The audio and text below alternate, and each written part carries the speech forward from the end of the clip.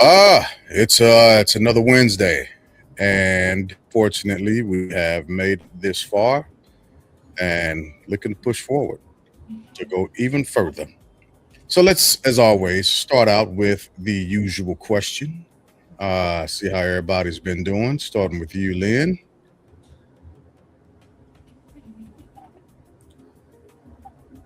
Are you able to hear me, Lynn?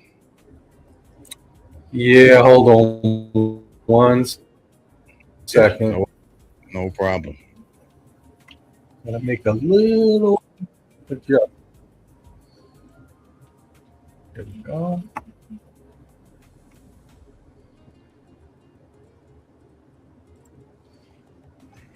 I How's see. that? Yep, yep. We can hear you. Damn it.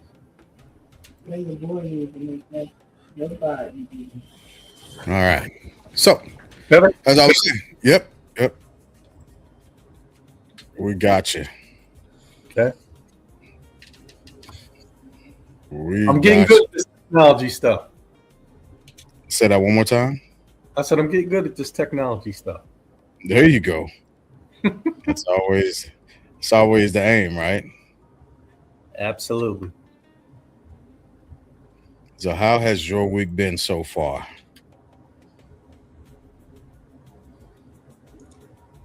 Uh, so far so good.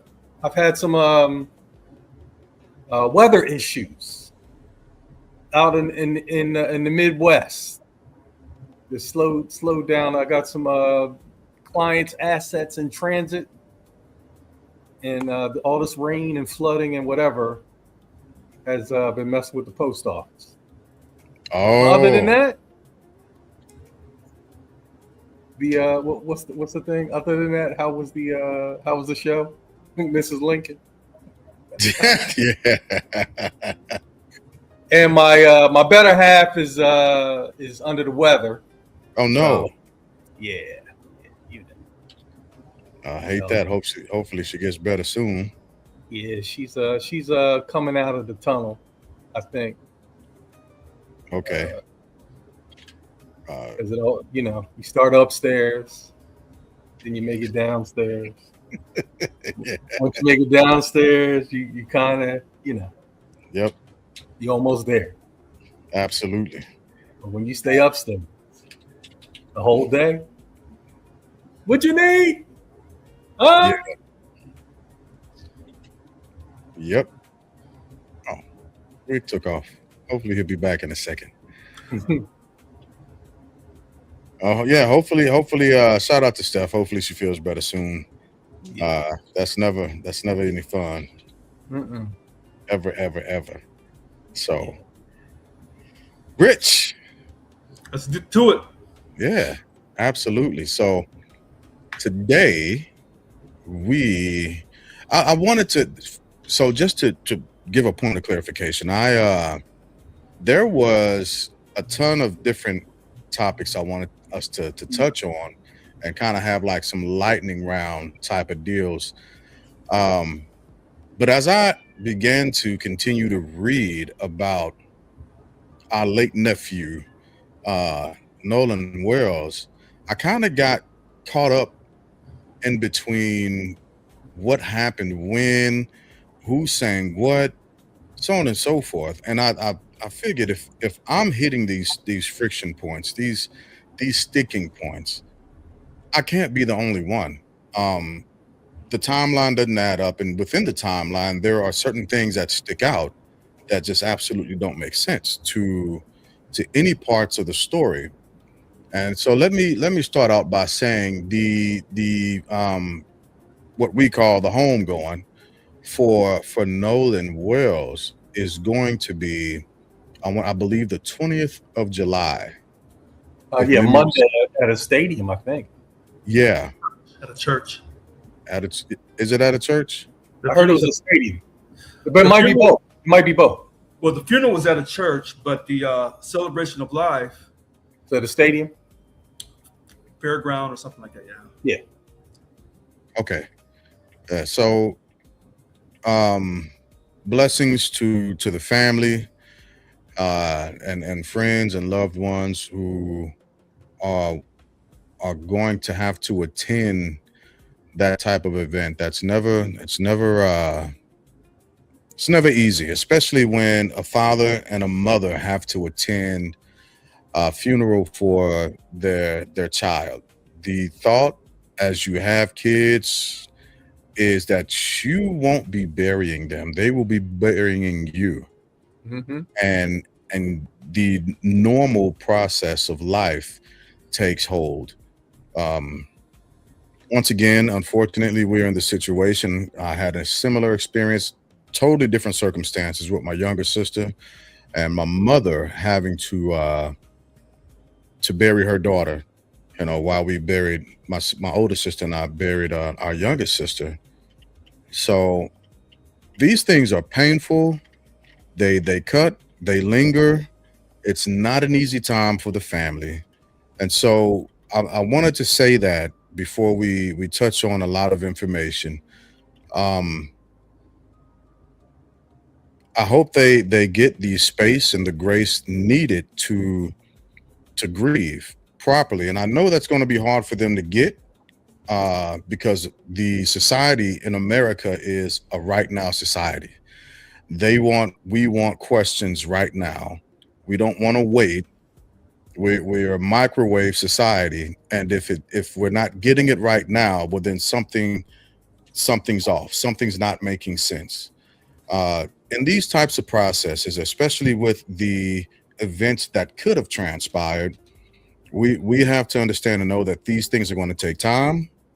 Uh, right now, we've got more questions than answers, and that's normal. But we've gotta allow the process to work. And there's a lot of speculation being pushed out. There's a lot of misinformation being pushed out, and I just want to make sure that we can kind of reel these things back in a little bit today, and just give a solid, definitive timeline of all events. And I'll start with today's events. One of the things that developed today is the Jackson County District Attorney met with Nolan's parents and their representation as well, Benjamin Crump, uh, to begin to talk about an active investigation. Um, the case has not been classified criminal at this time. Toxicology results are still pending in many spaces. And after the investigation is complete, the evidence is expected to be presented to a grand jury. Right. So I just want us to know where we are right now, things that have happened today. Also, cell phone examinations are going to happen also as well. So the records, all the stuff that people have been asking about, wanting to make sure that, hey, why haven't they subpoenaed phone records? Why hasn't it's happening. These things are happening. Wait a minute. Wait a minute. That's what they want us to believe. Who is they? If you're going to say that's what they want us Hold on, to, I'm gonna get right to it. I'm gonna get right to it. And Hold let on, me wait, let me no, say no, that. Let me say this. Let me say this also. Okay. If and I'm okay with talking and speculation and what our opinions, so on and so forth. I got no problem with that. But if you're going to use a pronoun, if you're going to identify somebody, please put a name to it if possible, or it is what it is. If it's a they, Well, it's a they, and it can okay, be so ambiguous right now because I think that's fair. Okay, because I put names on people. Yeah. I know the text that I've sent in this group text, and when I name people, I name them.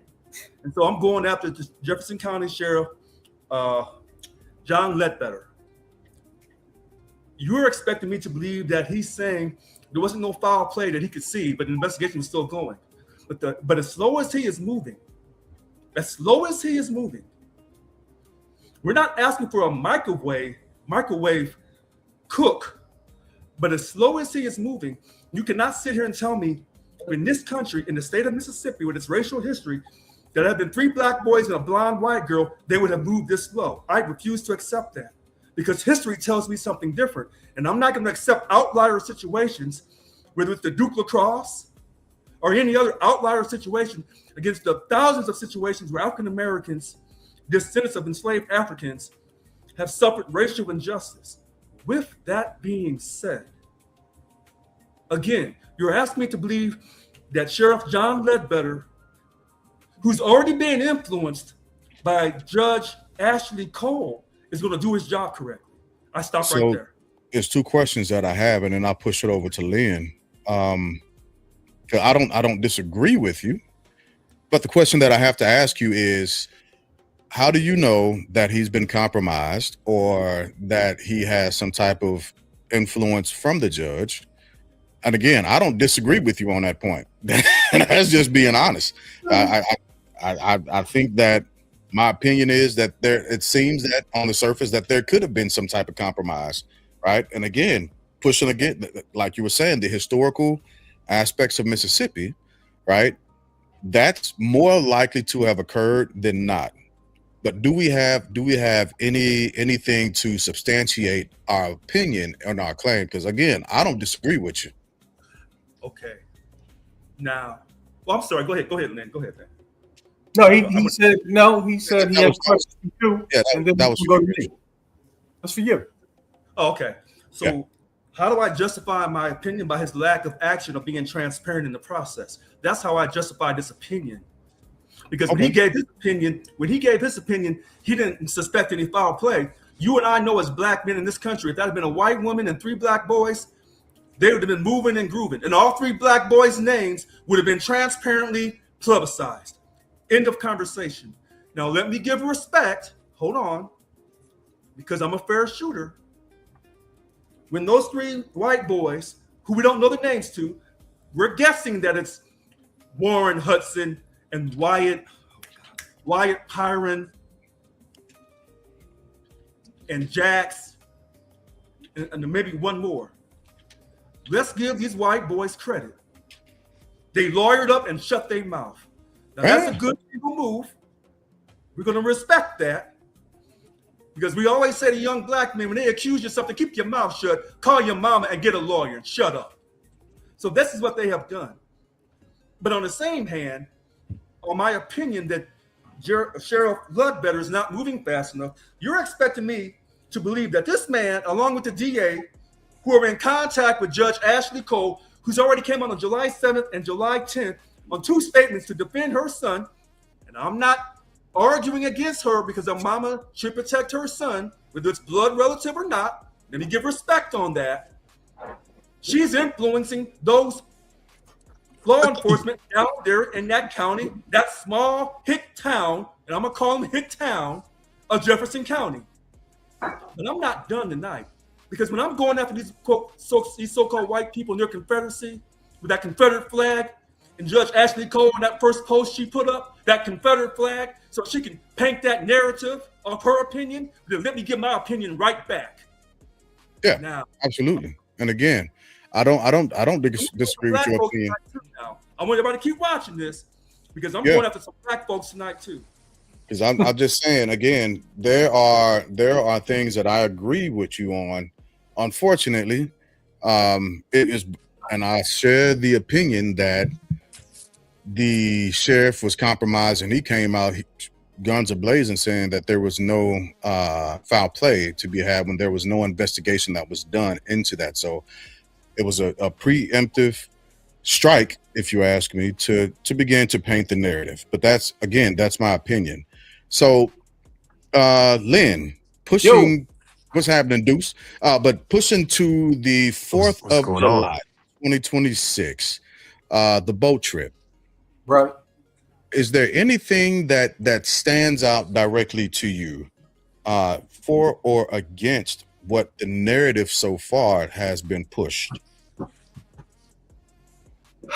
You know, what I find unfortunate about this whole thing is that this is the go-to. Like my process is, if all options are out on the table, I'm considering all options. For instance, you know, when people say, ain't no way a teenager is going to leave his phone, stop it. Parents are at the Verizon store and the AT&T store and the T-Mobile store on a regular basis because guess what? They lost their phone. Their kid lost their phone. So stop. Right. And I even went, you know what I did? I went to Uber. You know what number Uber got at? It's a 7-figure number of teenagers leaving their phones in their vehicles. Oh, wow. So now, why is it? And when I take this position, it's not always comfortable for me, but I've said this on here before. I take pride in the fact that I can argue both sides of anything. Because I don't feel, if you can only argue one side of something, then your argument can be compromised because you're not considering all the facts. And all I ever ask myself is it possible? And as far as going to Richard about lawyering up, and I've touched on this before, but when I was accused falsely of stealing $3.5 million from Citigroup, you know what I didn't do? What's that? I didn't lawyer up. You know why? Because I didn't do it. Okay. I didn't do it. And you know what lesson I learned from that process? When I'm sitting across from the Secret Service and the Postal Service and the U.S. Attorney. And at that point, I got my $400 an hour lawyer sitting beside me. And he told me how lucky I was I didn't get indicted. And I kept saying, but I didn't do anything. He said, it don't matter. And he was correct. So if I ask myself, is it possible that a young 18-year-old boy decides he's going to hang back on the island with a shorty? That's very possible. If you're going to say, yo, y'all go back, I'm going to catch the next boat. Not I'm going to stay out here all night by myself. I'm going to catch the next boat. All possible. So what I hate about this story is it demonstrates a lack of progress. When the go-to is race, premeditation, murder, and cover-up. When this very well may have been just a tragic accident. Is it possible? Because if it's possible, keep that scenario in play. Because we already know we're going to investigate. What are we investigating? We investigating the negative shit, right? Pardon my French. We investigating the negative angles, right? In some cases, yeah. Yeah. Oh, in this case, absolutely. Yeah. And I don't want to sound like Ledbetter's attorney, but if I'm the sheriff and you put a microphone in my face hours after you find the body, and somebody tells him looks like a drowning, it's him saying, I don't see any evidence of foul play right now, today, on July 7th or 6th. 6th or 7th, whenever he said it. Once again. Said it, I believe he said it on the 6th. July 6th. Was July 6th. The body was found at 8:57 in the morning. Yeah. So his July 6th take, to me, is like, okay. Now, does Ledbetter have the phone? No. When was the phone found? When Tashima went over there and got that phone. Last week. Well, no. Wait a minute. Give the exact date. I don't need the exact date. No, last week. Need the exact date because I didn't ask for it. I'm talking now. And then I'll go through. Yeah, because I'll go through a full timeline of all the. You can do that, but I'm just giving you the 30,000 foot view. Last week, does he have the phone today? He does not. But people are calling for subpoena the phones of the other people and going through phone records, and that's not the process. What needs to be processed first is his phone. Yes. Mom and auntie have jumped to conclusions about a lack of information that they found. They could be correct. They could be wrong.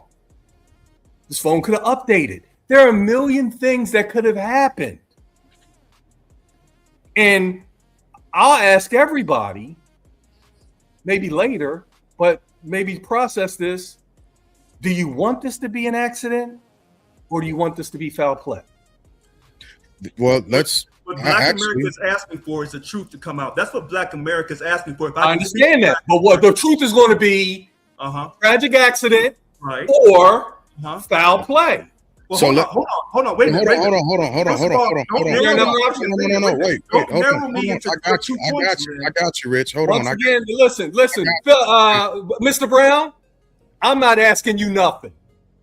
I'm not asking you a question. Hold on. Hold on. Time out. Hold on. I got you, Rich. I got you. Come back to it. Wait. Mr. Brown, give me a second, gentlemen. Give me a second. Give me a second, fellas, because now I'm talking. So give me a second, because we'll come back, because that was one of the questions that I did want to ask, and I'll start that question with Deuce, because that was something that was actually put on that I talked about on Instagram, and the question is, would we prefer, and this, I hate to say it this way, would it feel more of a relief for it to be an accident, or would it be, or are you leaning towards it being foul play? I don't even want to call it a murder just yet, because murders come with actual charges, but foul play is a better phrasing for it. Am I done? I'll get to you again in a second, Lynn. Give me a second. Done. Yeah, I got you. And I pause you right there, because I'm gonna jump back to you after Deuce asks this question. It's okay. It's your show. Yeah, I would say, which one is the better outcome? Foul play or just accidental death? Is that the question? Yeah. Can y'all hear me? Yeah, we got you. I'm frozen. Can you hear me? Yeah. Okay. All right. Which one's better? Better for who? We're talking about black and white. I think black wants foul play and justice. I think Mississippi wants it to be accidental. But people maybe pick one or the other overall for America. And they wanted to be accidental, man. They wanted to be accidental. That'll be the answer to that question. Because foul play, just off the top of my head, who? You got to pin the tail on the donkey. Foul play equals who? And that is a whole nother can of worms you got to uncover. So accidental is the best play for America. Not for me, but for America. Okay. And so I'll swing that question up to Rich and then back to you, Lynn, that way, because I want you to continue with what you were saying. But I wanted to pause right there, because I think that is a very important question that has to be examined a little more. And we should have our ability to answer that specific question, because that's a great question. Foul play or an actual accident? Not so much a better outcome, but which one is... I reject the question altogether. Okay. I, as an African American, want the truth to come out. And if the truth says he drowned, okay. If the truth said he got beat up and then pushed in the water and he drowned, okay. If the truth says he came back, he was at that pool party at Evan's house, and that was actually debunked, that was a July 4th pool party, and he got hit upside his head with a metal pole, and then they had to cover up that body, then let that come out. Because if he drowned on that island, that's a federal case for the FBI. If he drowned back on inland, that's a state case for Jefferson County. So I want the truth to come out. I don't want neither one of these outcomes. All I want is the truth to come out. So and if the truth is based on some racism, okay. If it was based on some jealousy, okay. If the jealousy was based off of racism, okay. Okay, so I get what you're saying. But even with the truth coming out, there's also a sense of not so much which is better for America, but if like you were saying, essentially the truth is going to be the truth, and some people just want the story, some people are looking for a narrative, and some people hope that would prefer it to be an accident, right? So in all three cases, at the end of it, right, the truth being the truth, all things being equal, and this will be my quick take on it. I hope that it's an accident and not a malicious act. That's what I hope. All right, back to you, Lynn. If you want to jump in that question also, and then continue on where you were going. Oh, yeah, no problem. Yeah, because the reason why I asked the question that way is because it feels like if the authorities come back and say it was just a tragic accident, that truth will not be accepted by all. And I was just thinking of something, you know, when my daughter went on her prom, a good friend of hers died that night. He was a basketball player. He was a senior. My daughter has his basketball number tattooed on her wrist to this day. And I remember he died he fell asleep at the wheel. But because it was prom night and he was a teenager, everybody rushed to that he was driving drunk. And I remember I went on to, I think it was a Houston Chronicle website, and I wrote this page-long diatribe because my daughter was hurting. My daughter was in pain.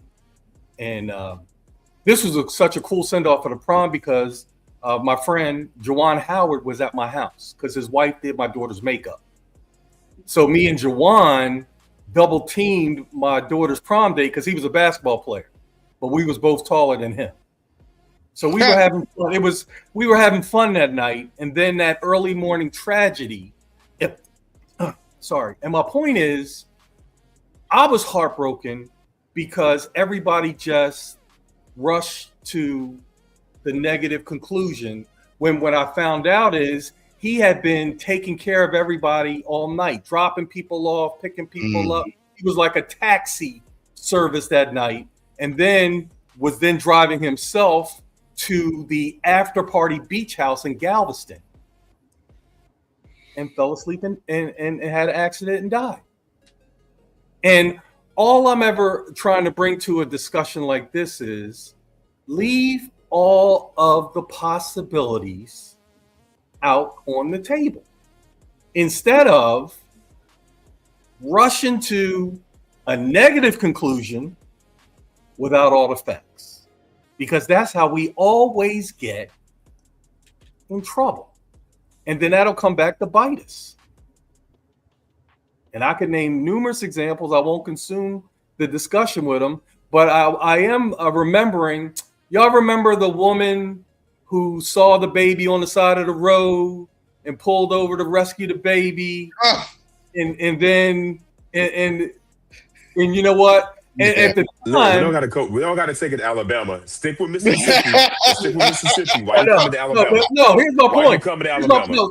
No, because it wasn't about Alabama. It was about this. It was about when black women go missing, we don't care.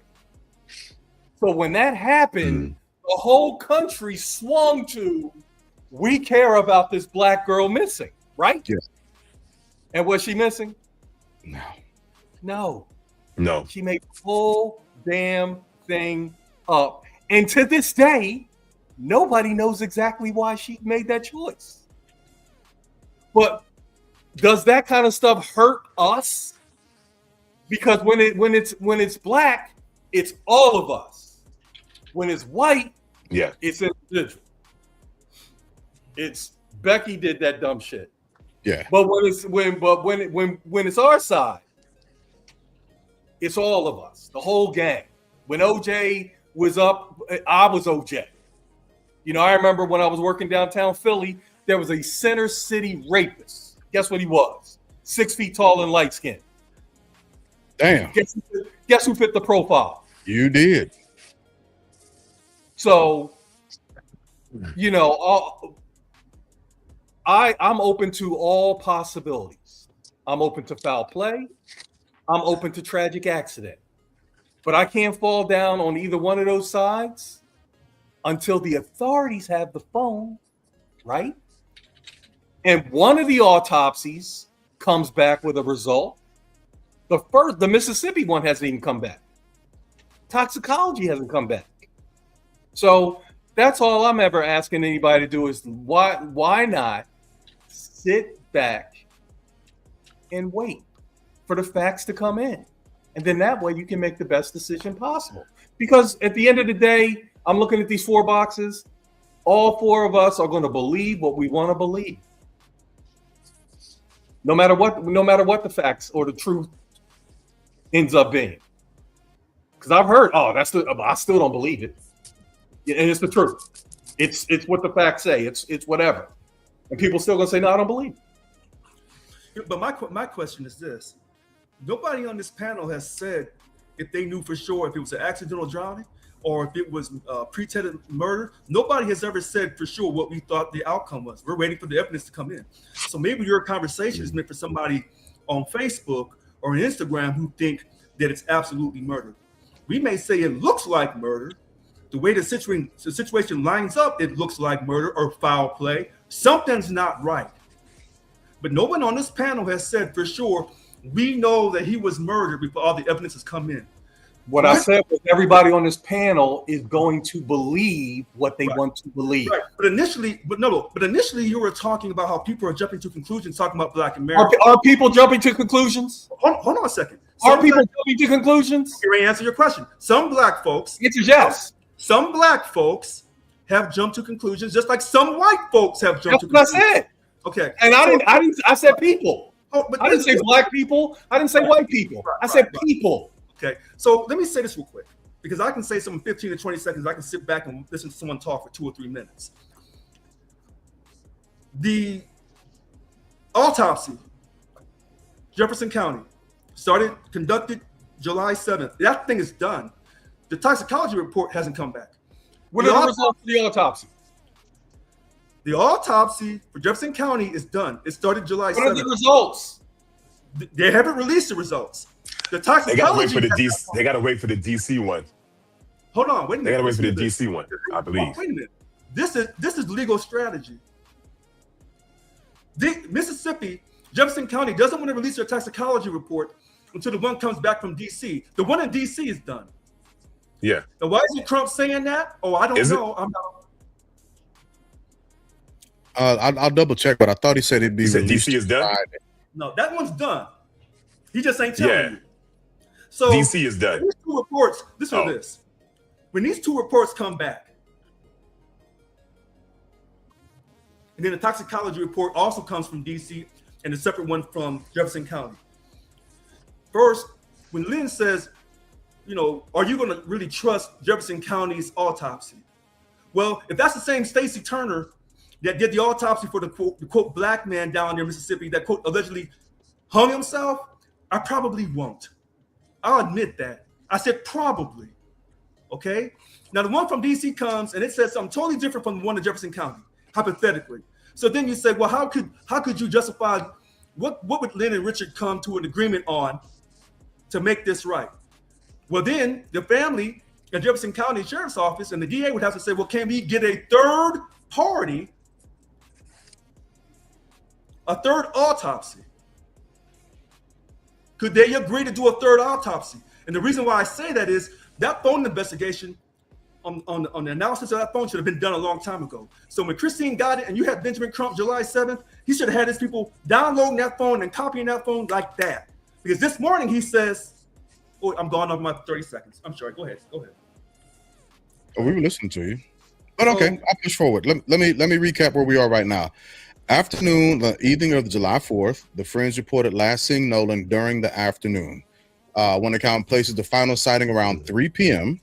The boat carrying some of the friends reportedly left around 4:30 p.m. after mechanical problems. Right, and therein is the first discrepancy. Right, the 3 p.m. and 4:30 p.m. departing or not departing the island. Right, there's no conclusive evidence that he stayed or left at this point. This is still July 4th. Wait. Can you also add that when Wyatt said he asked him to get on the boat at 3 and leave with them, that Katie McCormick said that Nolan told Katie, my boat's right here. He says, I got to leave because they're getting ready to take off. And Katie says she saw him walk away from her boat to his boat. Can you include that? You just did. It's included. Absolutely. Yeah, absolutely.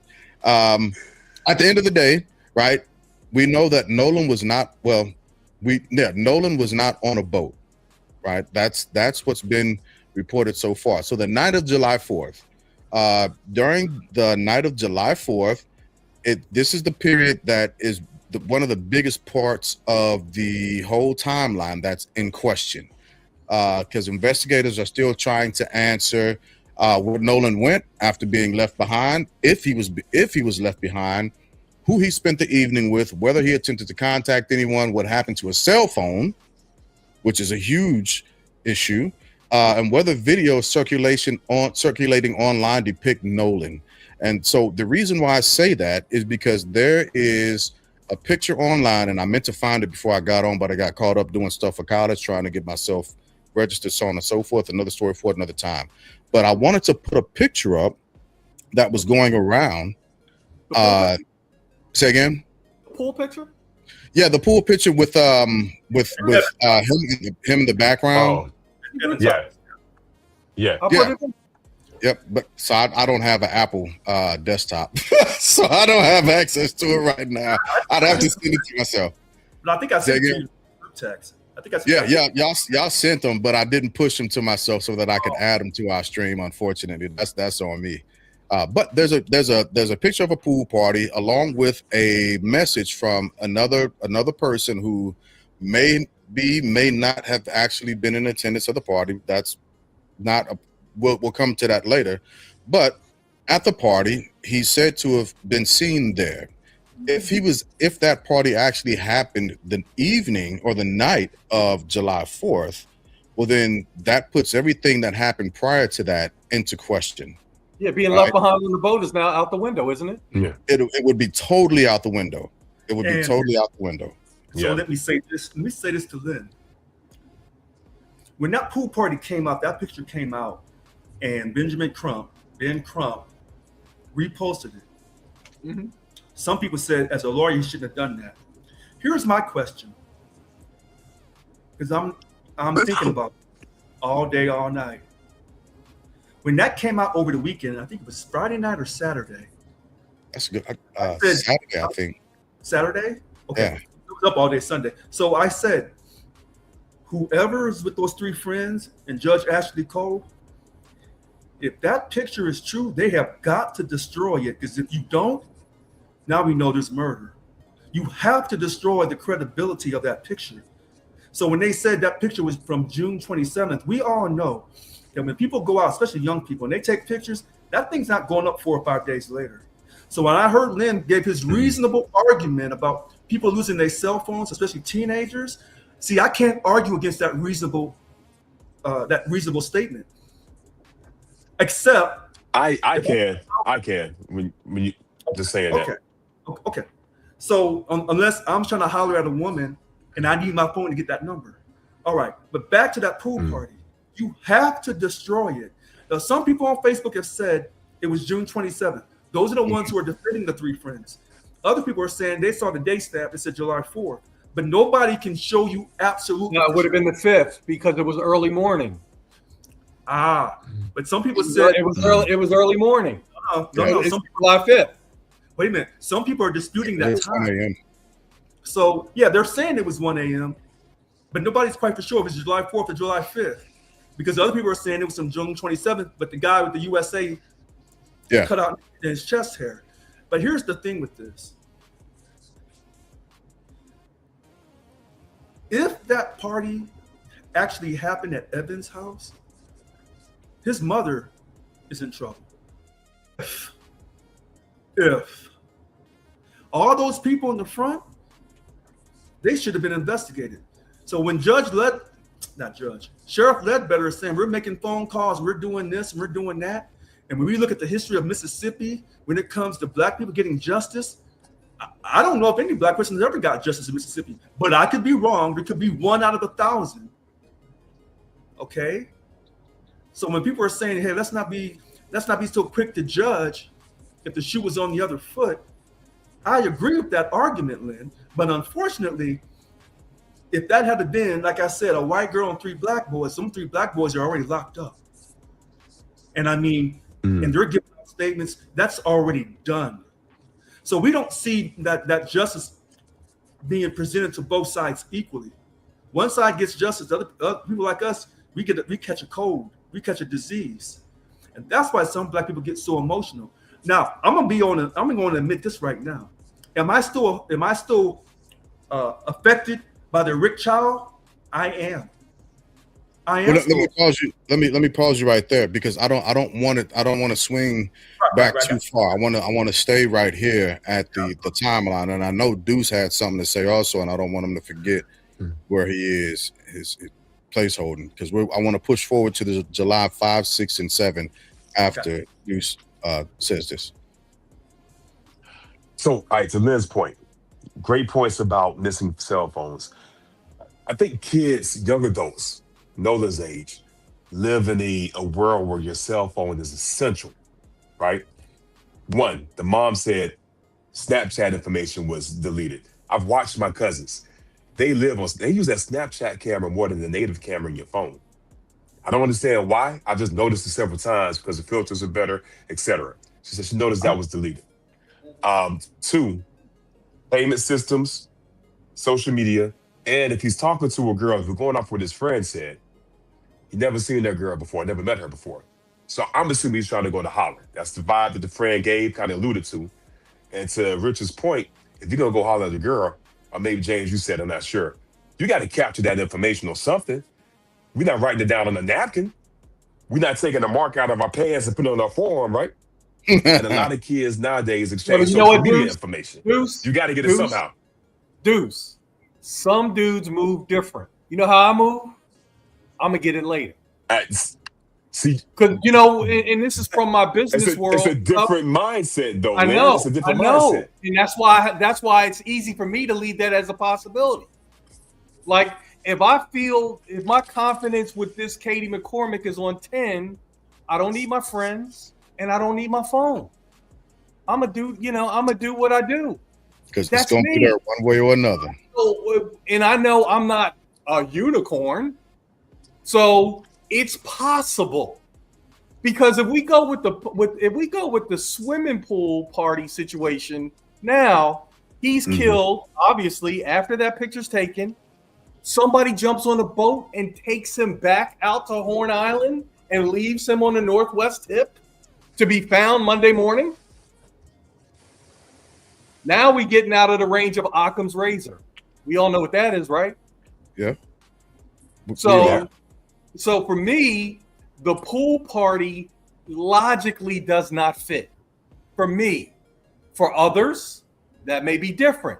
For me, the pool party has a child, right? Has a child, has a teenager taking a picture. Because all right, let me take this poll. How many of us have an 18-year-old son right now going to college in the fall? Raise your hand. 18. That's me. And my son, you can because look. I see what you did there. We're talking about an 18-year-old. I see how you eliminated everybody else. Okay. 18. That's right. That's right. But my point is, my son is in a relationship with a junior. Mm-hmm.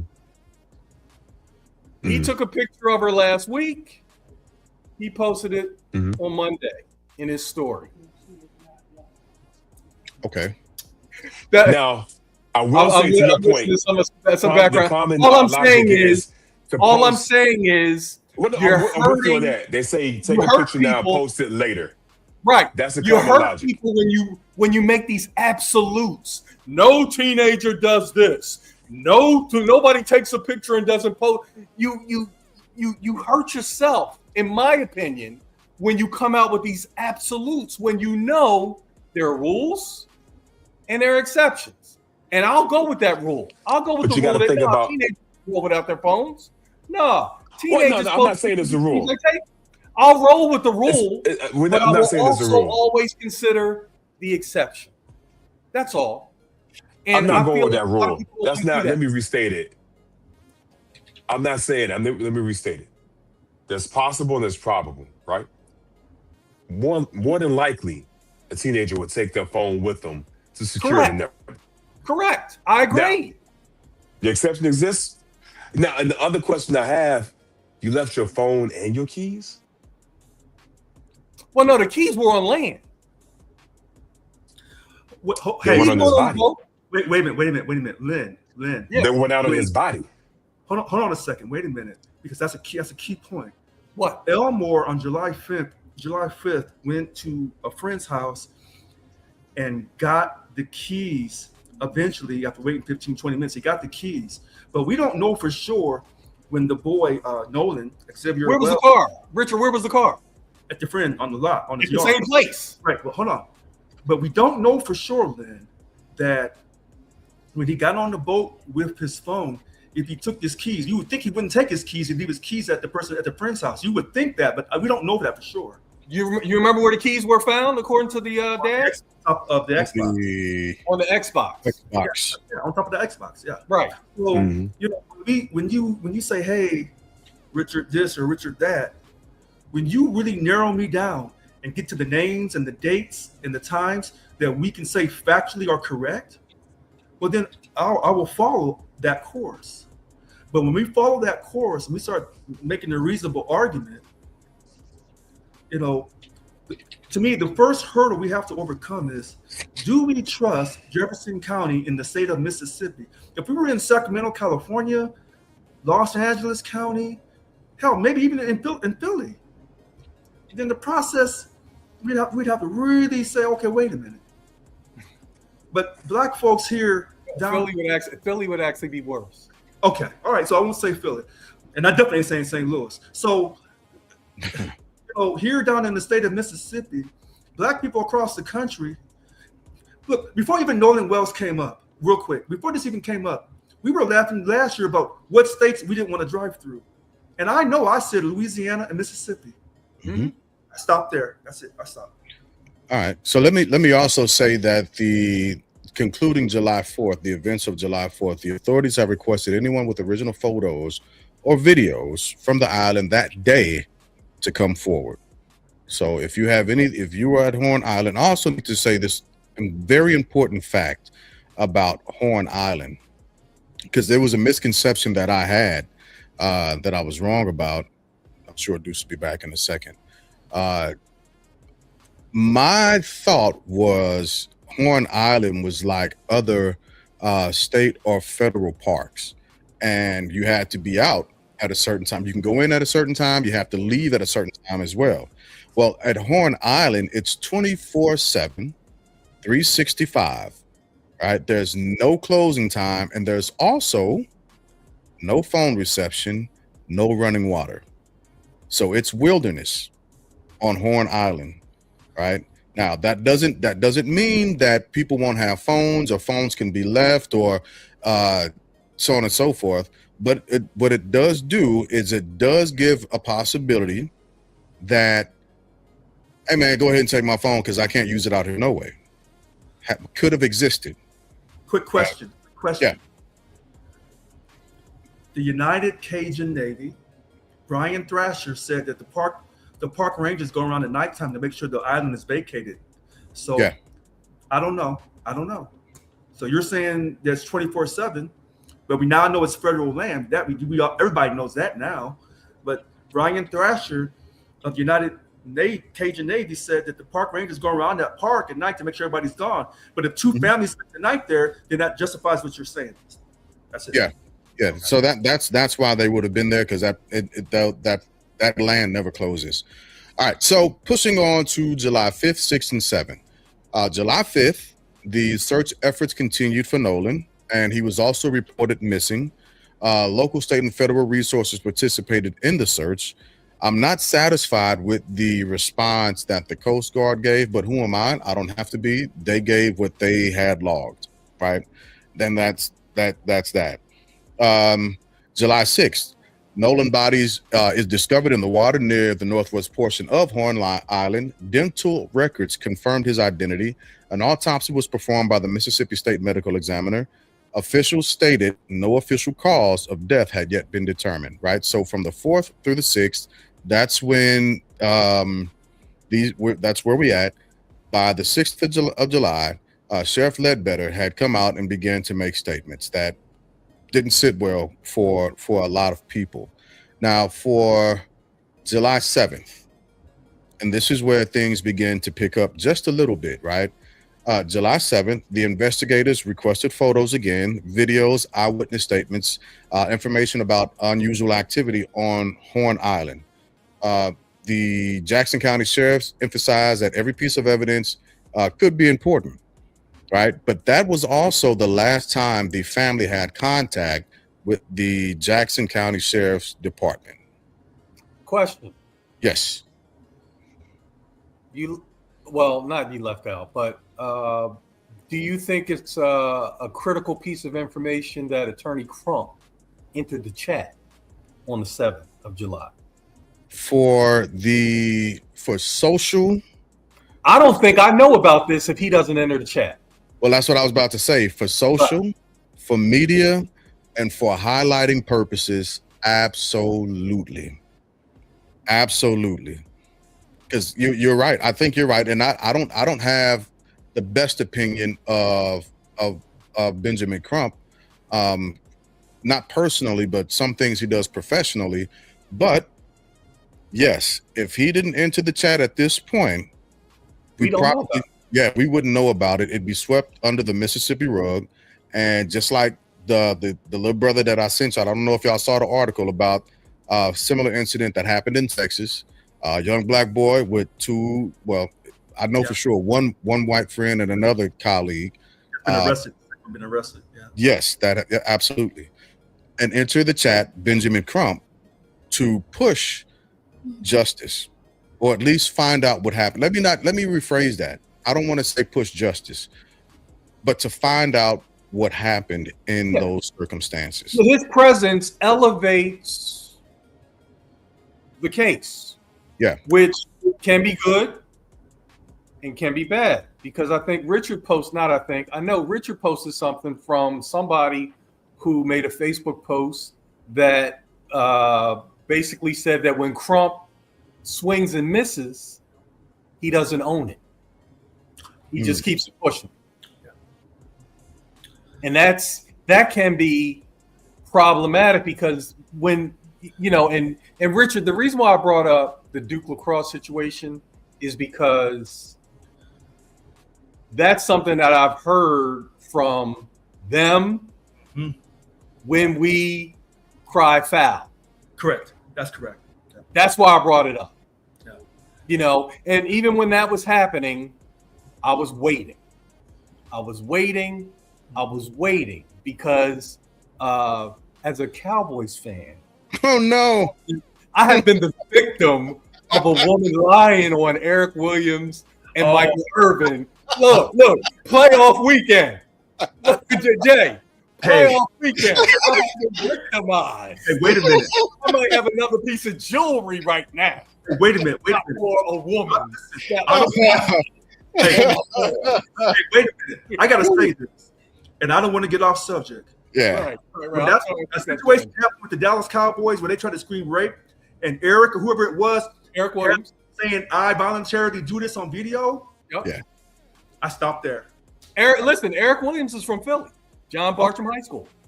Okay. He's from Philly, so he had it documented. But the damage was done. Yeah. The damage was done. And one quick thing about that post that I responded to. I think white America as a whole have a point that when we jump the gun on something and we're wrong, we have to go back and apologize. I think that's accountability. We don't. Oh, okay. So, we don't. No, I agree. Well, but hold on a second. No, we do. Please educate me because I never see us do it. Me personally, other black folks, because I know I don't agree with black folks a lot of times on black issues. But if we're wrong on something, to me, regardless of your color, you should acknowledge it. Now, The way he wrote that out, he took his time. I wrote mine back in 15 to 20 minutes off emotion. He laid it out. But I wanted to respond back because I didn't trust his sincerity. So when you come to me and tell me that I'm wrong, I gotta think about your mom so much. When you tell me with sincerity, then I gotta fall back. But when you come to me telling the truth, but you ain't really sincere about it because you have a hidden agenda, now I'm coming back for you twice as strong. And that's why I wrote that long post. I stopped there. Got you. Now that post I did read. I took my time to actually read that one. I did. So quick, just to throw in a quick correction. July 8th is the day. So they retained him on the 7th. Benjamin Crump announced that he publicly announced that they had retained him on July 8th. And no, July 7th. No, we'll go back and look at that. Yeah, I could be off by a day. Okay, we'll go with the 7th. We'll go with the 7th. Two against one. I can concede. listen. You know, see, let me say this. Let me say this because, and I rarely speak to the audience, but I will speak to the audience. But audience, Mr. Medeiros is known in those streets as a know-it-all, and I have to fight that know-it-all situation because I'm that's really not my agenda at all. I learn when I'm wrong. That's the only time I learn something. But the way I end up being a know-it-all is when I don't know something, I'm silent. So when people hear me talking, it's only when I know it, when I know the subject matter. So when they only hear you talking when you know, good point. He's a know-it-all. And, you know, I fought it more than half my life. I just live with it because I'm going to keep spewing knowledge until the day they put me 6 feet under. But I'm never trying to be the smartest guy in the room because that ain't no fun. If I'm the smartest guy in the room, guess what I need? A new room. Because I ain't learning nothing. Now, I know there are people out there that need to be the smartest guy in the room. And I can spot them a mile away. And I let them run because I might learn something from them. But I'm not that guy. But know-it-all gets thrust upon me all the time. And what I always tell them is I'm not trying to be right. I'm trying to get it right. And here's how far I go with it. Like, if I gave you bad information, I will reach out to you and tell you I gave you bad information because I don't want you to carry that bad information out into the streets. Yeah. That's how far I go with it. Like, oh man, I said it wrong, or I did it wrong, or I had it wrong. And I will correct myself to anybody that I gave that bad information to. Because I don't want, and I'm not worried about Lynn said that, I'm not even worried about that part of it. I'm worried about the part where you go out there with the wrong information. Because I live in an information business. So bad information is bad for business. I yield back my time. Point taken. Well, wait. No, I'm saying go ahead. So I know we want to stay with the timeline. So I guess we'll get to this later when Mr. Medeiros, this is where I'm going to fall back for a second. If Christine and Elmore Wansley had a life insurance policy, no. Now Mr. Medeiros is going to zero down and lay the law. If he knows the law from Mississippi on how they pay out their life insurance policies, or however it is, he's going to lay the law about how they're going to get paid. And if that insurance company is going to do its own independent investigation and maybe its own independent autopsy. Well, here, let me just real quick. No investigation if the policy's 2 years or more.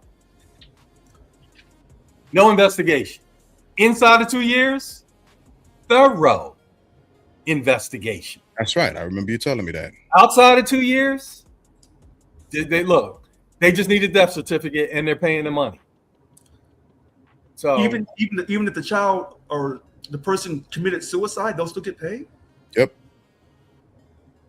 It's called the contestability clause. Okay. And the contestability period is 2 years.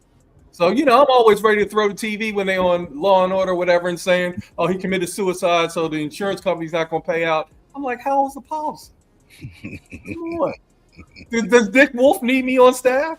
He just might. He has an insurance fraud situations. Dick Wolf might need me.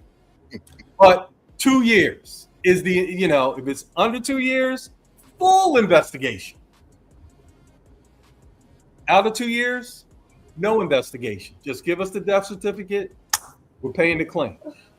That's in all states. So that July 5th, to me, is a really important day. Because Tashima had to go get that. God, where is he at when we need him? Oh, Deuce. Christine said it's pinging, and they had a conversation. Christina said, "I want you to go to the 360 location," but somehow Tashima said, "No, I'm going to the Snapchat location because that's the most current." Now I don't look.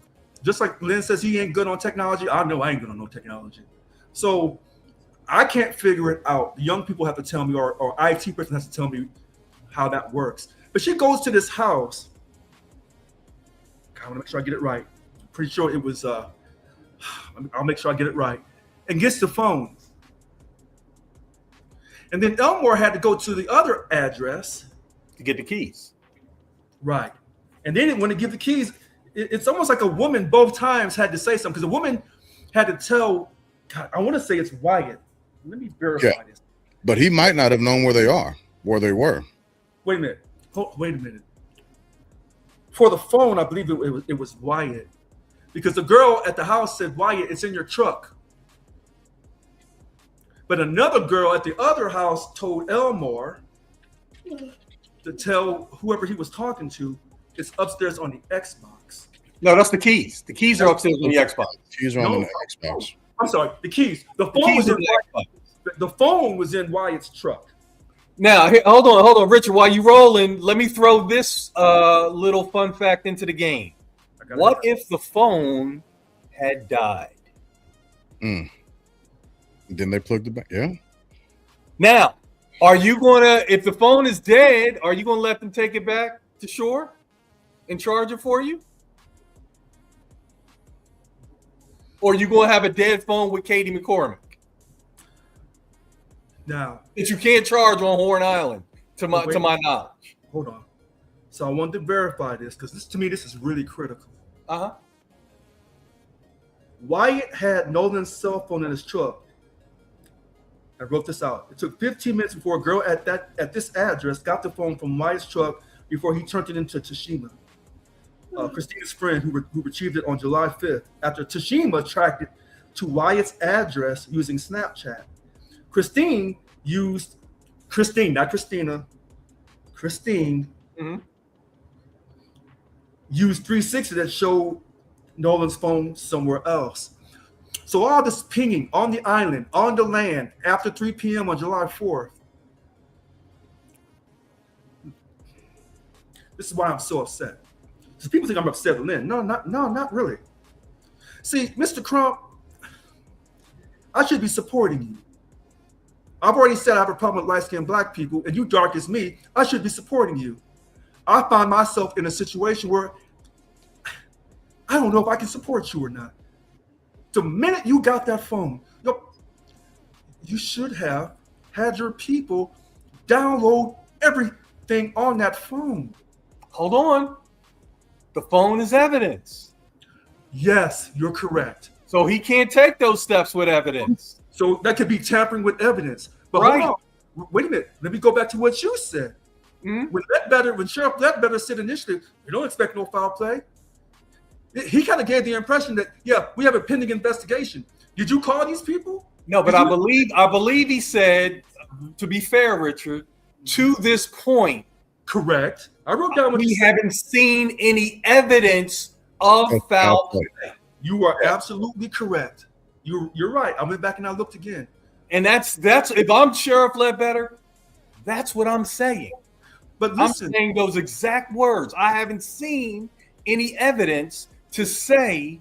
But you haven't seen any evidence to not say about foul play. So right. But to say that a different way is the investigation is ongoing. Okay, Yeah. then that's what he should have said. He should never said that He did first say part. that. He Wait a did minute. say that.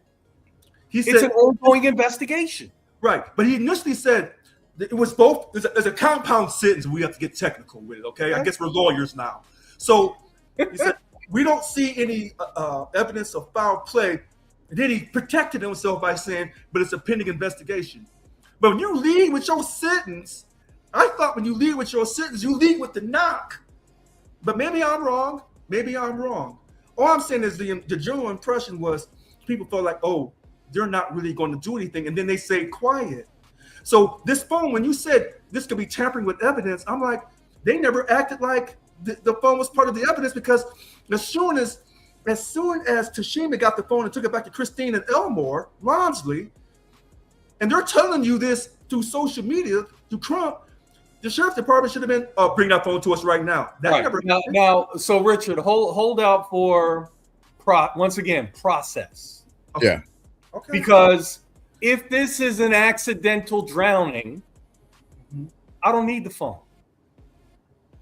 And another thing that's missing with Ledbetter's initial response is, what was the question and what was the intent of the question? For instance, Sheriff Ledbetter, do you believe that there was foul play in this situation? And he says, so far, haven't seen any evidence of foul play.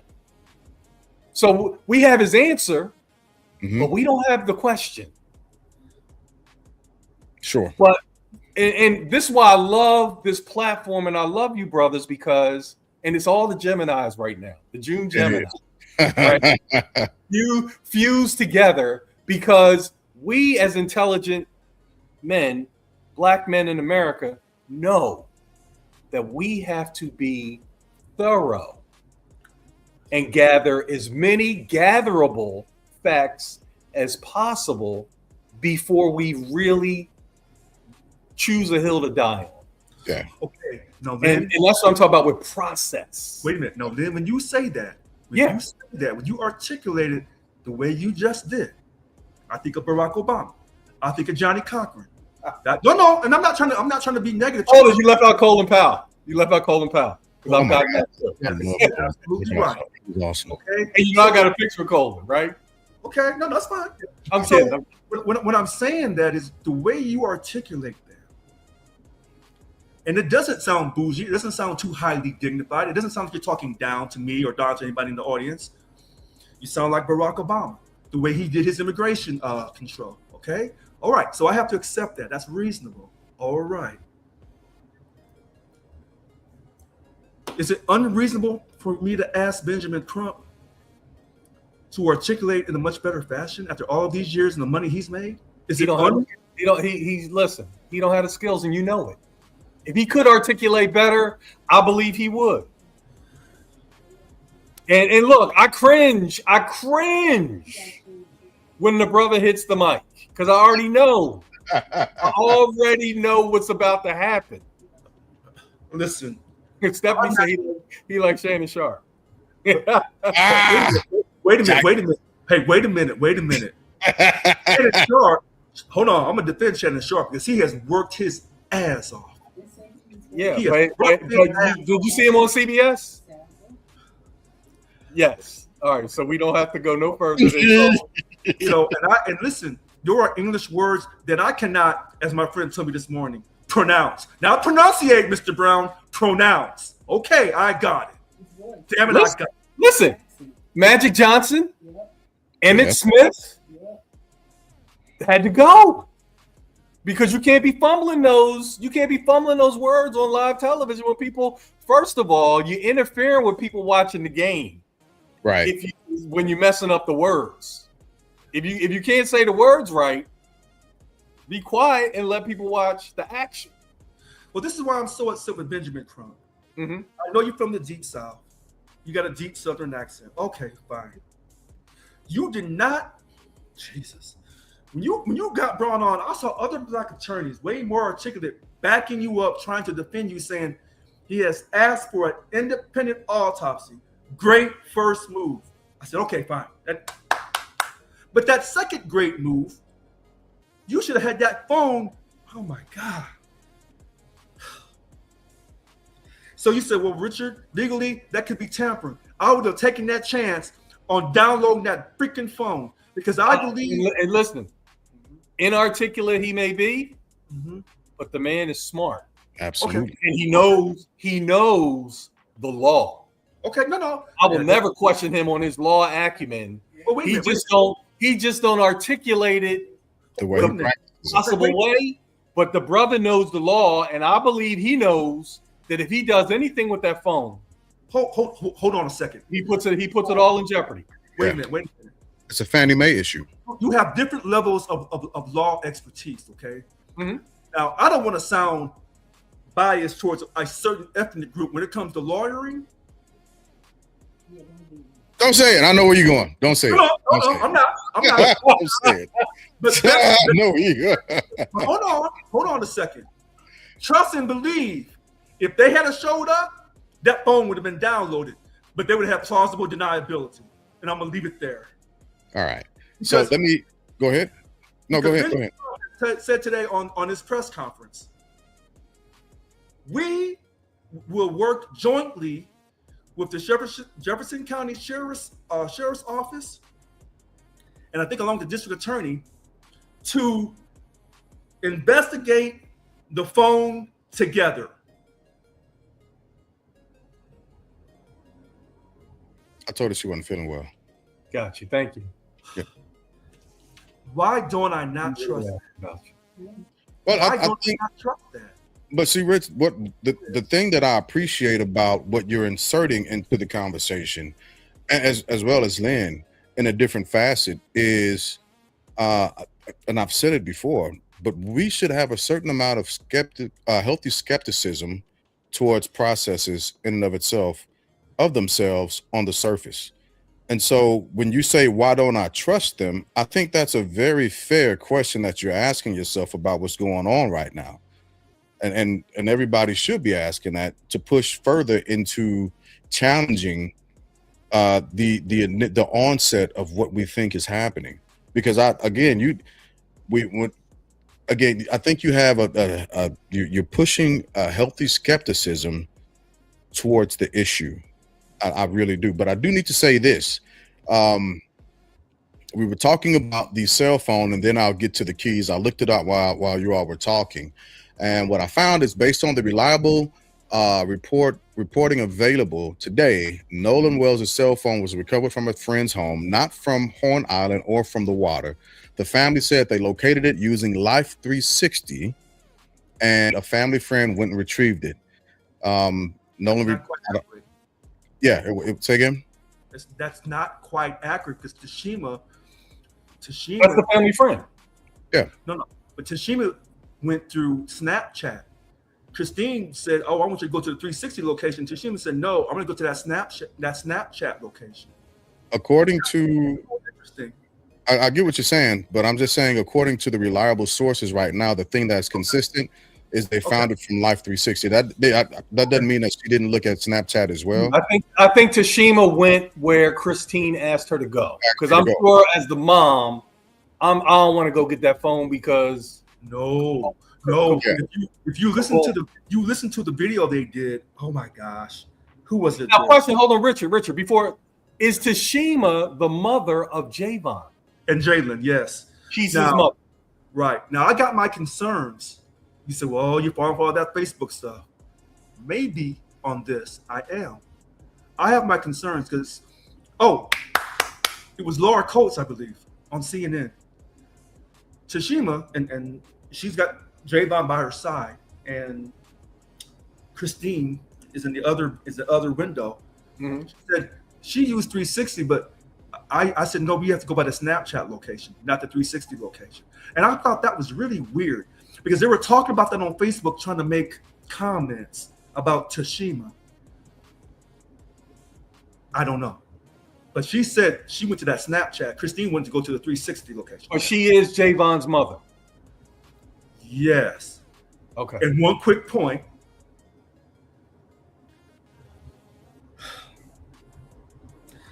Why was Javon talking to TMZ?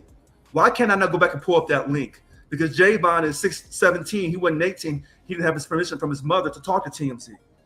Yeah, he was outside when he was doing it. So I don't hear TMZ making an apology for that. Now, I have my view on TMZ and its owner. I'll let it go.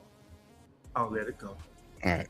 So what has not been publicly released about the cell phone is which friend's home it was recovered from, the city or street address, and I'm saying this because people are saying that they've been doxxed, who had possession of the phone, and why the phone was at that location, whether law enforcement took custody of the phone immediately after it was recovered, so on and so forth. That hasn't been publicly released, but actually has, because Crump said that he is going to listen in. I don't want to jump ahead. I'll get to that in a second. Okay. So the keys, let me see where the keys were found. Because I want to make sure. So what stokes the fire of speculation is what the father went through with the keys. You know, getting the runaround. Yeah. Mhm. Getting lied to about the keys. You know, my son is missing, and you're lying about his car keys. His car is here, out front of your house. I need his keys. And see, sometimes, you know, look, I'm looking at them. I'm looking at him. I'm looking at her. I asked Stephanie today if he is the biological father of Nolan. That's hard to even find out. It's what I've read is it's just not, they're private with regard to that. Yeah. Because his name is Wansley and the boy's name is Wells and Christine is Wells Wansley. Hey, I think, Uh-oh. not I know, I think Elmore, the residence he went to was Evan's house. Before you say that, because I don't disagree with you. Let me say this publicly though. Just like the phone, the address, and the name of the friend, according to sources, according to what's been publicized right now, mainstream, let me say mainstream public, the name, address, and the friend who had the keys was not made public. Okay. So when Lynn asked me in that text, who are these three friends? And I sent a picture of four. So hear me out on this. I sent a picture of Eli Jax Patello, okay? Eric Alcantara, Warren Hudson. I know he's one. Oh, I know he's one. He's the main one. That's my opinion. Yeah. All right. And a Morgan Seymour. And then I didn't even put in that picture, because that wasn't my picture I got off Facebook. Well, I know what Lynn's thinking. Well, you gave me 1, 2, 3. That's 4 people. I thought you said 3 friends. Richard, I didn't ask for the names. Jay Glass did.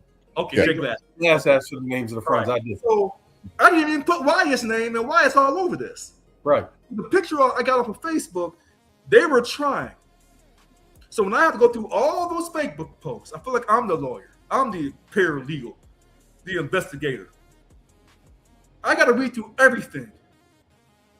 Black folks who can't talk right, black folks who are a little ghetto, but they make some strong points at certain times that I have to acknowledge. At least when they be in ghetto, they giving it all they got, and they ain't got a whole lot. When I look at Mr. Crump, anyway. So I move on. We don't know who these 3 friends are. And you don't know how upset I am. I can't even tell you, because I can hear one of my white friends saying, well, who are the 3 friends, Richard? You don't know who they are? Well, why not? Yeah. I can't tell you who the 3 boys are. I can't tell you who Katie McCormick's friends are. And they've deleted their social media. So when people say, well, Richard, Oh, you know who told him to do that? Yeah, Judge Ashley Cole. Huh? Judge Ashley Cole. Or their lawyers. Or probably both. Maybe. Because guess what? If you are innocent, I've been in this position because I didn't do this. Right. I didn't lawyer up. I'm like, lawyer up for what? I didn't do it. and then they tried to do a brother. So if you have those resources, which they obviously do, Right. shut it down. And that's the playbook. Yeah. That's the playbook. And so everybody knows when me and Lynn agree on something, you know how detrimental it is to the case. They lawyered up. That's a brilliant legal move. My thing is this. Javon, you say you are really his best friend or a good friend? Because Tristan Shepard, however you say his first name, no, he ain't no friend. And I didn't need Christine Wansley to tell me that. But Javon, they asked you, was race a factor in this? You held off for 6 seconds before you said, well, no, I don't want to put it on race. Because you still live down there? Has somebody got to you? Has someone scared you? The mother white boys looking at you and they know where you live? I don't know. But I'm questioning your sincerity and your friendship to Nolan. But maybe I'm wrong. But all these friends that Nolan allegedly had, whether they're white or black, are you going to show up for the funeral? Oh, yeah, they're going to be there. But here, Richard, also take this into consideration. Javon still has to live there. Okay. And people don't like discomfort. So he's not trying to say anything that's going to make his life, because Nolan gone. He's not trying to say anything that's going to make his life and his future uncomfortable. Can I ask you a question? That's a take that I can understand. No, you're right. You're right. So here's my question back to you. I don't want to hear about Tyler Perry. I know you don't want to hear about Colin Kaepernick. Okay, so we'll split the waters on that. Fair enough. No, I'm good. Listen, I'm good with, but you know who you left out? Byron. You left Byron Allen out. My Weather Channel dude. Okay. All right, so you can have look, 100,000 to the GoFundMe. Okay, that's fine. Come on. So here's my question: can somebody black reach out to Katie McCormick and say, "Hey, look, I wouldn't say can somebody black. I would simply say can somebody. Well, you see, because black folks always want to put up and show up when they have their money. Well, I'm doing this and I'm doing that. Well, who put up the money to give Katie McCormick 24-hour protection for the next 20 years? Did you put that money up so she can tell us what happened? Did you put all that money up? What about any of those other white kids who want to say what really happened? Can you put up some 24/7 money for them to change their identity, move out the country? Can you put up some money for that? See, that's what I'm talking about. Now, I know all y'all remember this, and this was in the South. I forget the girl's name, but remember the cheerleader that went to Bermuda and got killed? Look, by the Van Sleuth or whatever his name was. Oh, yeah. Remember how long that cycled? Yeah. Man, that was 05. I remember because I had just gotten here. And that thing was Natalie something or other. Yeah. Natalie something. And he did it. He killed her. Yeah. He got convicted? He confessed to it. And I think he's somewhere in South America in jail now. Man, I forgot. I'd have to research that whole thing. When you have so many cases, remember when I first started coming on this, Mr. Glass, I said, I can't agree on every situation when blacks interact with the police. So I look at everyone individually, okay? But I was upset about Rick Chow and a few others. And the beginning of all this was the Trayvon Martin situation, which I think he should still be alive to this day. Anyway, this situation I think is so horrendous because you left him on an island. He's hanging out with Katie. He's telling you, I'm going to come back and see y'all later. See, I remember somebody on Facebook saying those boys, those three friends came back to the mainland, Mississippi, and were partying later on that night. But they were also washing their boat. But you know what I learned? Yep. You know what I learned? That when you take your boat out into the salt water, you know what you need to do right after you get it back? You got to need to wipe it down. Yeah. Okay. I didn't keep that post of them saying they were partying later that night. Because if you're partying later that night and you're such a good friend with Nolan. Well, where the hell is Nolan at? He's supposed to be Well, back. you could be assuming. I could be assuming Nolan is kicking it with Katie. That's a reasonable conclusion to come to. But Your boy goes off with a girl, and you don't hear from him for a while. We thinking, okay, But Christine and Elmore are saying no, he wasn't raised like that. So they would have to disagree with you on that. But listen to this. Boys make exceptions. Okay, teenage boys make exceptions. Okay, I can accept that argument. Here's my thing. You take the phone. You don't let him. Why don't you let him keep that phone? So that argument that this Tristan, oh God, can't say this man, Tristan Shepard. He said that's me arguing on that video. Right, Tristan Shepard. Yeah, don't jump ahead because I want to get to that in a second. That's moving down the timeline. I want to make sure I give dates with the events because. All right, so where we at? We on the 7th or we on the 8th? Let me go back and make a correction because I had to go back and look it up at chess. Benjamin Crump, 7 July. 8 July, civil rights attorney Benjamin Crump talks about the body undergoing an independent autopsy. And his investigative team begins interviewing witnesses on the 8th as well. July 9th, Crump announced New York. He did his press conference. He called for a full transparency of the case, which is odd to me that a lawyer would call for transparency while an investigation is going on. But that's a whole nother story for another time. But also on the 9th, an independent forensic review is started. Right. July 10th, Nolan's parents. That's when Nolan's parents began to go on TV. Go ahead, Rich. No, July 7th. The Mississippi Jefferson County started their autopsy. So if you want to say, so you just said July 10th or July 9th started another investigation. Independent forensic review launched. He said he was talking about the Kaepernick. Yeah. The Kaepernick one. Independent forensic review. Yeah, that was the independent forensic review. But yeah, that's a good catch. On the 10th of July, that's when we had Al Sharpton and Benjamin Crump. There was a stage process, so on and so forth. That was Good Morning America too, right? Yes, Good Morning America, and they also appeared on the Don Lemon podcast.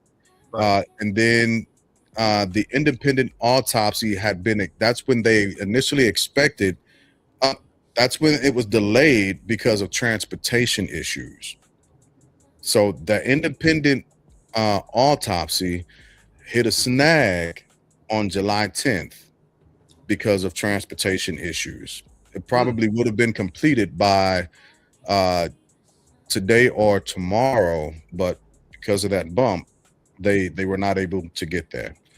And we're sure independent was that due to weather? It just said transportation issues. It could have been the weather. I didn't look at. Now, remember how I started this evening off? The weather been messing with my bank account too. Yeah. So yeah. I get that. We're sure independent autopsy has not been done already. We're sure. No. I'm saying that it had hit a snag. It was delayed. The start of it was delayed due to transportation. Yeah, because it probably would have been. We probably would have had something had it been. I don't know if it's been completed. That's the question I'm asking you. Are you sure it's not done already? I'm not 100% sure. And there's no information on the internet, on Facebook, of this independent autopsy? Oh, I'm not saying that. I'm just simply saying I don't know 100% sure just yet.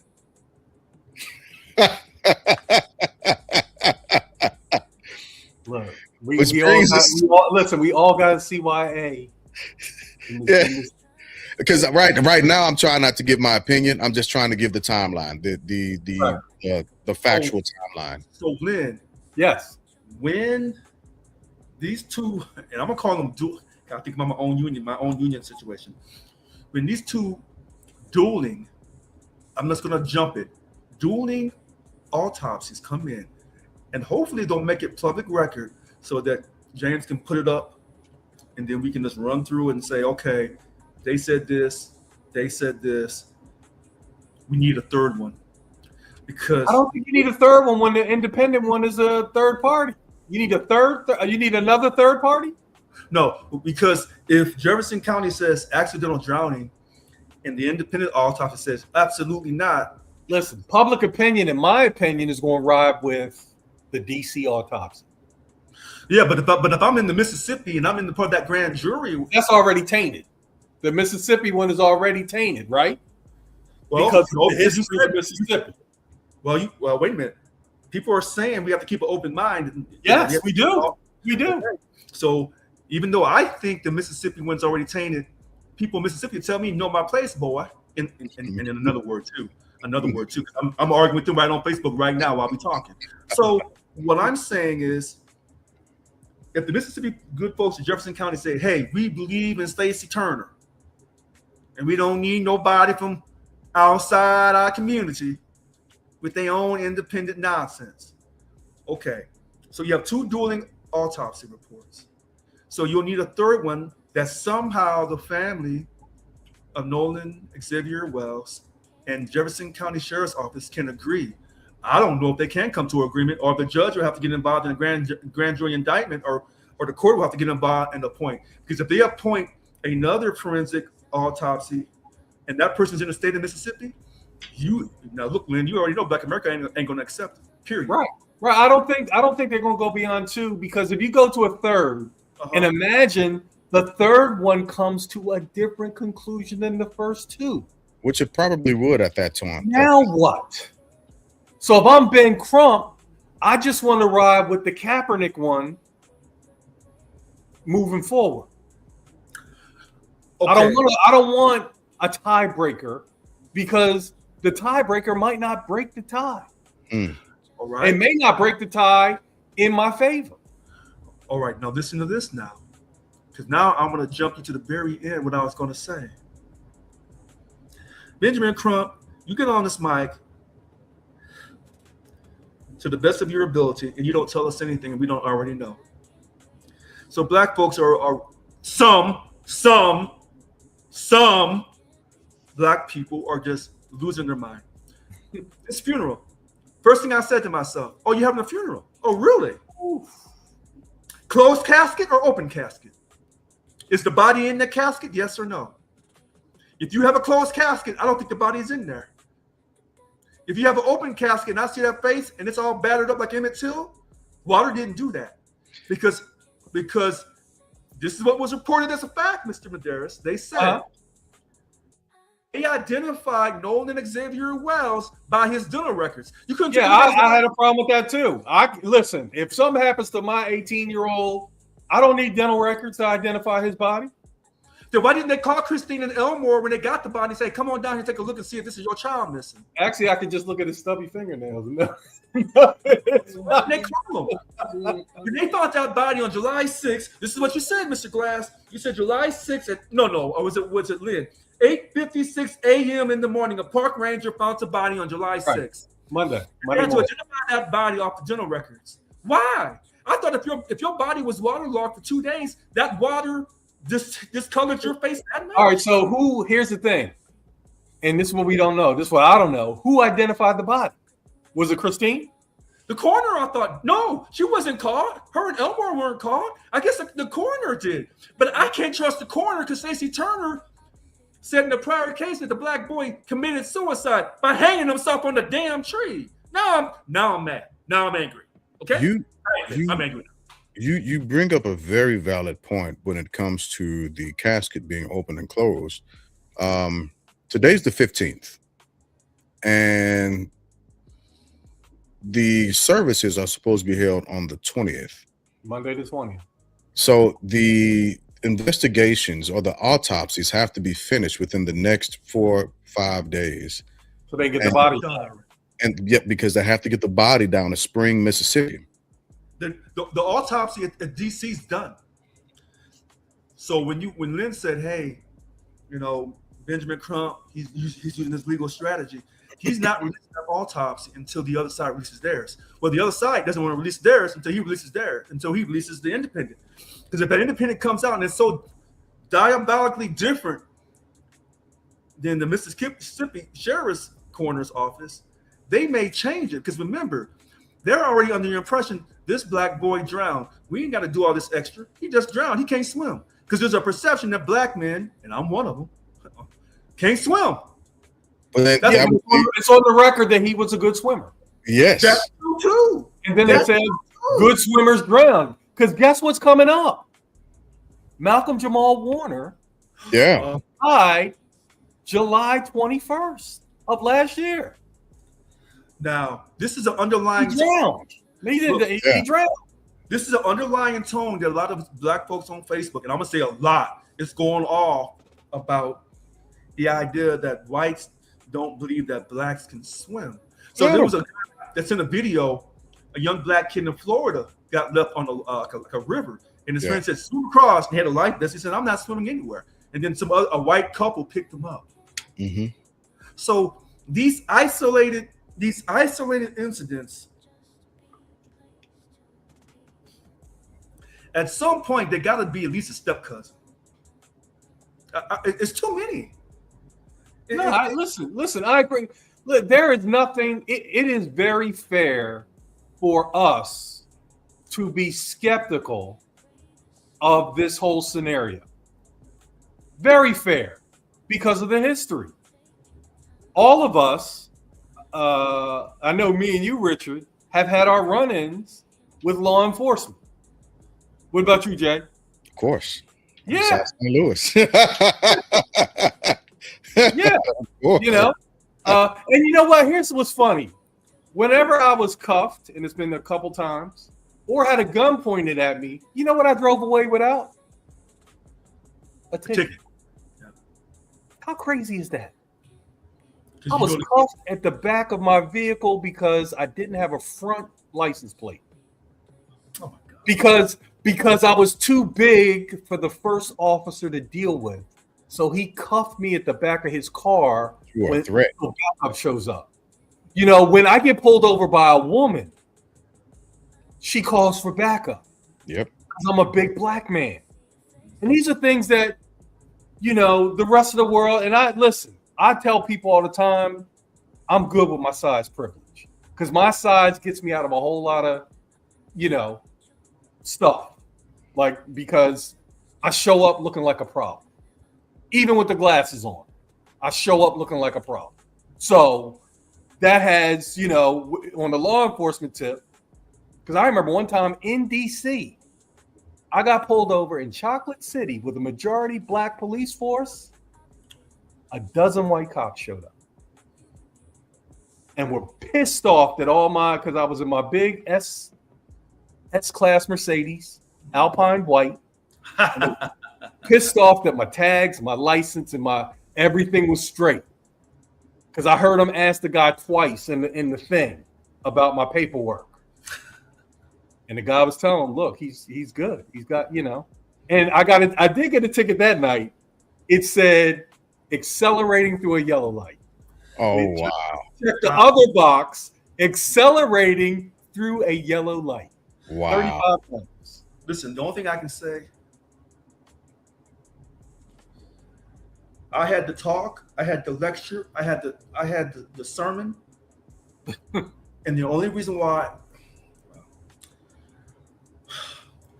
the underlying tone with this timeline about black folks saying you can't hang with white people, because it does sound racist, but not really, coming from our perspective. When we argue, me and Lynn argue about black boys withholding their superior athletic talent from these southern schools, I want to know right now, are any of these other black boys going to continue to play for Mississippi Community Southwest College? Absolutely.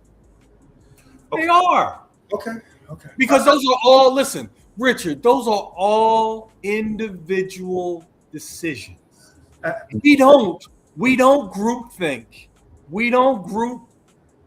I heard someone making this point. We're the only ethnic group that don't group. Like we roll. We've been fractured. You know. So we have. If I just put it into three places, we got the poor blacks, the middle class blacks, and the Upper 6-7 figure blacks. Yeah. Right. So we've been fractured. So that's why people can say when we was all poor together, Segregated. right? When we was all poor together, broken poor in the 50s and 40s and 30s and Jim Crow, Good. we had it better. Yeah. No, we didn't. Okay. We were together. Mhm. We were together in the same struggle. But then as we start to, make our way playing the game, because it's very. I have to explain to people: look, if I play the game, the corporate America game, and I end up with a title in a corner office, you know who don't call me a sellout? White people. I've never had a white person in my life call me a sellout. But you know who does call me a sellout? I have achieved what I'm running the race we're all running, and then I achieve, and I'm a sellout. I have a black newspaper in my house right now. The founder and editor and everything of that newspaper, the first day he met me, he looked at my card. He said, "Oh, you an executive vice president? You must have sold out." Wow.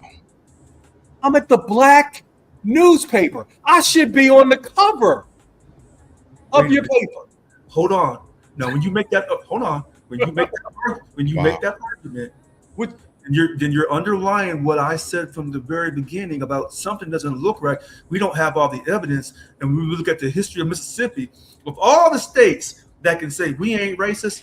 I'm sorry, Mississippi. No, I agree with you. Listen, I agree with you. And here, to this point, when I was talking about how people wanted it to break, I believe Mr. Crump wants foul play and justice.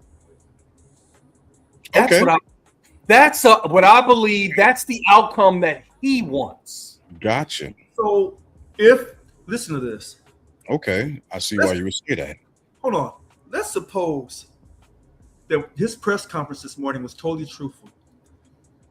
And Jefferson County DA, however you say her name, she actually takes whatever information they have that they've gathered along with the Wells family to a grand jury. And the grand jury says indict. And somebody or some group are arrested. Do I think that means they've been killed on land because it'd be a state charge? Right. Do I think they would be convicted? No, I do not. If it was a tragedy of a killing before the drowning, before they threw him in the water, he's already dead, and the federal government takes over, do I think a federal court in Mississippi will convict him? A trial? No, I do not. Do I trust the FBI with Donald Trump as the head of the president of America? Absolutely not. But what I'm hoping is somebody who saw it will stand up and say they killed him and was race a factor. They were jealous of him. But being jealous of somebody is one thing. Being jealous of them because of all the things they can do and they're black, that's another. If somebody comes out and admits this, that he was killed, if that's what happened, if that's the truth, and the court still lets him off, lets the person or the people off, I wouldn't be surprised. I wouldn't. All right, so Richard, he could have been killed for the simple reason that he was up in Katie's face. Yes. Yes. Right? Yes. Yep. And that's shout out to La Marie. It could be that simple. But the killers don't necessarily have to be his boys on the boat. Yeah. This is where I have to respectfully. It could be people that was back at the island watching him holler at Katie, and his boys on the boat just take off with his phone because he don't need it. Okay, now look. Now I'm going to admit I'm off into a conspiracy.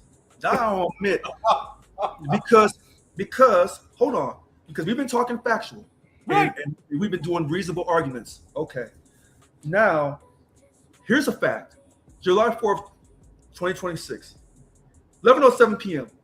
Christine Wansley is contacted by who? Warren. Nolan's missing, and then I'm alleging that he also contacted the Coast Guard. Okay. And it may have been he called the Coast Guard first at 11 because that's what they're saying. Yeah. At 11:07, because this is what she said. 11:07 p.m. Warren contacted her. Nolan's missing. She contacts the Coast Guard. I think about 11:30. And then between 12 and 12:30, she contacts the Jefferson County Sheriff's Office. So she learned that her son was missing by one of the three friends. I can't even tell you if Warren was one of the three on the boat, but he called her at 11:07 because she's been on TV saying this. Mm-hmm. That I can tell you. Okay. Because I already told you earlier, I can't tell you who the three friends are because we already agreed when they came back, shut their post down, social media, lawyered up, and Judge Ashley Cole said, well, I know, this is how I say this. Judge Ashley Cole said, well, I know my stepson didn't do it. Yeah, the same stepson that you acquired when you was the judge over a man and a woman getting a divorce, that stepson that you acquired? Nolan was Warren was the person who notified Warren Nolan's Hudson. mother Warren Hudson. of Nolan being missing at 11:07. He's one of the three amigos. One of Yes. the three. We don't even know. Well, But- we technically don't know because We there don't know was- if he's one of the three people on the boat in the picture with him.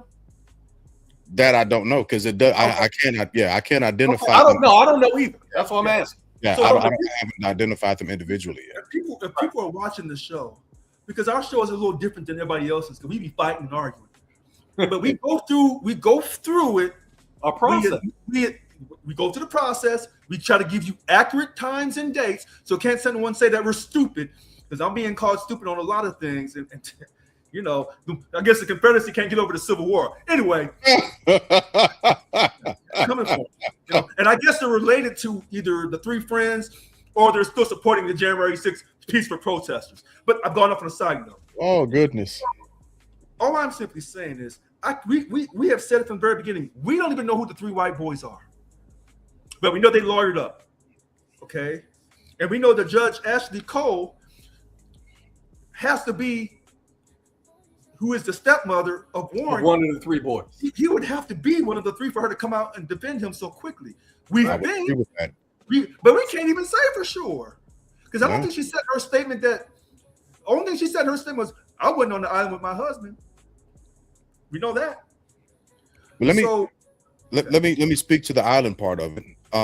Because there is a difference between state and the federal island. If it is picked up by federal, this is why I will have faith in the federal process if it went to a federal court.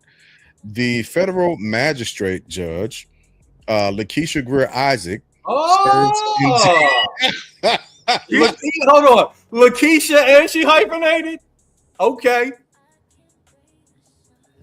so I'm looking at the federal judges. I'm looking at the this is a message from Stephen Miller. That is a DEI hire. She'll be replaced. Because you can't talk all that shit. You can't talk all that shit about Stephen Miller and Trump. And now you're telling me you're going to have confidence in the federal system? I don't. I have confidence in her until she proves otherwise. You won't even hear it. Richard, who is giving Donald Trump the business the most? Black women. Federal judges. Black women. Oh, federal judges are giving him the business. His ass out. Right. Yes. Okay. Yeah. Okay. So if I got to choose between homegrown Mississippi law enforcement versus Lakeisha, I'm robbing Lakeisha. But if she has a jury of Jefferson County of peers of those three white boys, they're not getting convicted unless someone says, I saw Warren Hudson knock the shit out of Well, here's what you got going for you, though. You got three dudes or more. And they're kids. Guess what's eventually going to happen? Somebody going to take, you put the three of them in three different rooms. I can go in there with some Columbo and be like, one more thing. And break that whole thing wide open. If I got three of them separated, because I'm going to tell the first one that the other two is singing and making a deal. Or I'm going to tell the first one, the first person who says something gets a deal. Or whatever. So the great thing about when people conspire, and if I'm in law enforcement, I love conspirers because I know there's a weak link. But And once I identify that weak link, That's I it. can get the whole. I can get the whole thing. Let me also say this. Let me also say this because I looked up the black federal judges in Mississippi. Henry. No, Oh, there's Henry T. Wainwright, appointed by President Ronald Reagan in '85, and a lot of the Reagan federal judges are the ones giving Trump the blues. Just wanted to throw that out there. Carlton W. Reeves, appointed by President Obama in 2010. He's well known for opinions on civil rights and constitutional issues. Deborah M. Brown, appointed by President Obama in 2013. Christy Johnson, appointed by President Trump in 2020. And then federal magistrate judge Lakeisha Greer Isaac. But are they in Jefferson? Who appointed her? Are they in Jefferson County? It doesn't What's say. the federal judge that does the Jefferson County area? Let me look it up. No. I hope it's Lakeisha. But even if it is Lakeisha, that jury, and look, if you say, well, Judge Ashley Cole, Mr. Brown, you say that she's already affected the potential jurors here in Jefferson County. So we're gonna go out of this county and go to the next county over. Yeah. Crump can do that. Yep. Crump can have that thing moved. Okay. Now, remember when I said, Southern Mississippi is really bad, and then James said, well, whether it's in Southern Mississippi or Northern Mississippi. I just want to answer that question. That's the answer to your question. And he's a Republican, Reagan. Yep. Right. And the federal magistrate judges in Jackson are Lakeisha Isaac and Andrew Jefferson County. Jackson. Yeah. Jefferson County. Give me a second. Let me see what I typed in. Not Jackson, not the city of Jackson. There's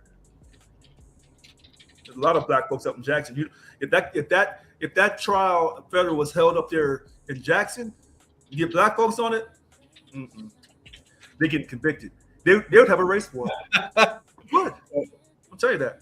I hear you. No, and this is why I think I'm a little frustrated. I don't trust the process because Judge Ashley Cole is so interconnected with all law enforcement in Jefferson County. And I think that's accurate. That's not us being biased. That's just telling the truth. I look at my own personal situation here in Sacramento. The judge who I was fighting with, when I went to the federal court, those judges have been promoted from the Sacramento Superior Court system. They know them. So, hey, is Ro Khanna in your universe up there, Richard? Southern California. Southern. So Jefferson County, Mississippi is in the Western Division of the U.S. District Court for the Southern District of Mississippi. Federal proceedings for that division are held in Natchez, Mississippi, although filings are processed through Jackson Clerk's office. The federal district judge assigned to Natchez is David C. Bramlett, U.S. District Judge, Southern District of Mississippi. Jefferson County is one of the following counties in the Western Division. So it still they would still end up possibly covering that case, one of those judges. Check this out. I can guarantee you, Judge Ashley Cole, I'm just thinking she knows what happened. She's trying to protect her stepson because she knows how she acquired her stepson by hustling to get her husband. Okay. Now, they probably have thought this chess piece all the way out to the very end. If it's at the state level, we win it. If it gets in the federal level, we have to somehow still win that. But you got the man in the White House backing you up. Last time I checked. Look, he don't have time for this. Look, he got Diddy and he got R. Kelly in the queue for a party. So when I have to disagree with Trump and I know what kind of stunt he would pull to prevent justice from happening for Nolan X Wells, so when I say, hey, he's right on this issue, but he's wrong on this issue, I'm telling you ahead of time, if he gets involved in this issue, it's a wrap. I do not trust Jefferson County and their process. Okay. Unfortunately, I don't trust Benjamin Trump either. Well, then that's fair. I think that's fair. Right. To not trust them, but we still have to watch the process play out. That way, we can actually begin to pick apart where we are on it. Failed He did the independent autopsy. Excellent move. You didn't download that damn phone. I can't forgive you for that. I'm sorry. Yeah, but guess what? Crump can't prosecute Right. the people. It'll Right, be no. the prosecutors That's that'll be doing that. She can bring a civil- Crump will be able to shine where he always shines, in the civil part of it. Trump. Right. Okay. So he's like, because we had the same thing with Carmelo Anthony, where Yeah. you know the prosecution Yep. was again, you know, so that's what you gotta. But We're not on the prosecuting side of this. I want to give me 1 second, because I want to make sure I have some form of congruency and give the July 11th through the 15th timeline, because that way we have a sequence, and then we'll go back to what we were talking about, and then we'll run through the sequence of events one last time and a continuation. That way everybody has it. So July 11th through the 13th. The friends publicly discussed a trip. A viral video believed by some viewers to show Nolan in an altercation was addressed by one of his friends, who said the yelling heard in the clip was actually his own voice. Sheriff John Ledbetter stated the public tips had significantly advanced the investigation. The family still had questions that were beginning to be raised about conflicting witness statements, reported inconsistencies involving Nolan's phone, allegedly missing Snapchat data after the phone was recovered, whether all evidence had been preserved properly. And that goes to your point as well, Richard. Because of those concerns, they requested an independent autopsy, independent forensic examination of Nolan's cell phone. And to date, again, the Benjamin Crump announced law enforcement and independent digital experts will jointly inspect Nolan's cell phone. The goal is to ensure transparency regarding claims that some notes earlier. Some content may have been deleted or missing.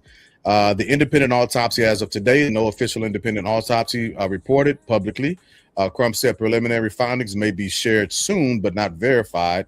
And the funeral proceedings, visitation, and funeral services are scheduled for Monday, July 20th in Ocean Spring, Mississippi. I'm not getting into who paid for what, because that ain't really our concern. That ain't our concern. Paid for, I believe, the funeral. That part. Look, is he paying for the repass though? Because that's where it can get pricey. Right. You gotta feed them folks. But I hope it doesn't get racial. No, racial is what I'm worried about. But she said that they protest during the funeral to do it peacefully. I want to know if that casket is closed or open. I agree what's in that casket. And I want to know if you're burying it. See, I don't hear about the burial. When you do a funeral, you have the funeral, and then you have the immediate, you proceed and do the burial, and then you come back and do the repast. I've done this a lot now. Okay? Keep talking. I'm just sharing notes so people can see what the actual timeline was. Yeah. So my thing, all looks good. So my thing is, when you have to kind of tell the truth on everything,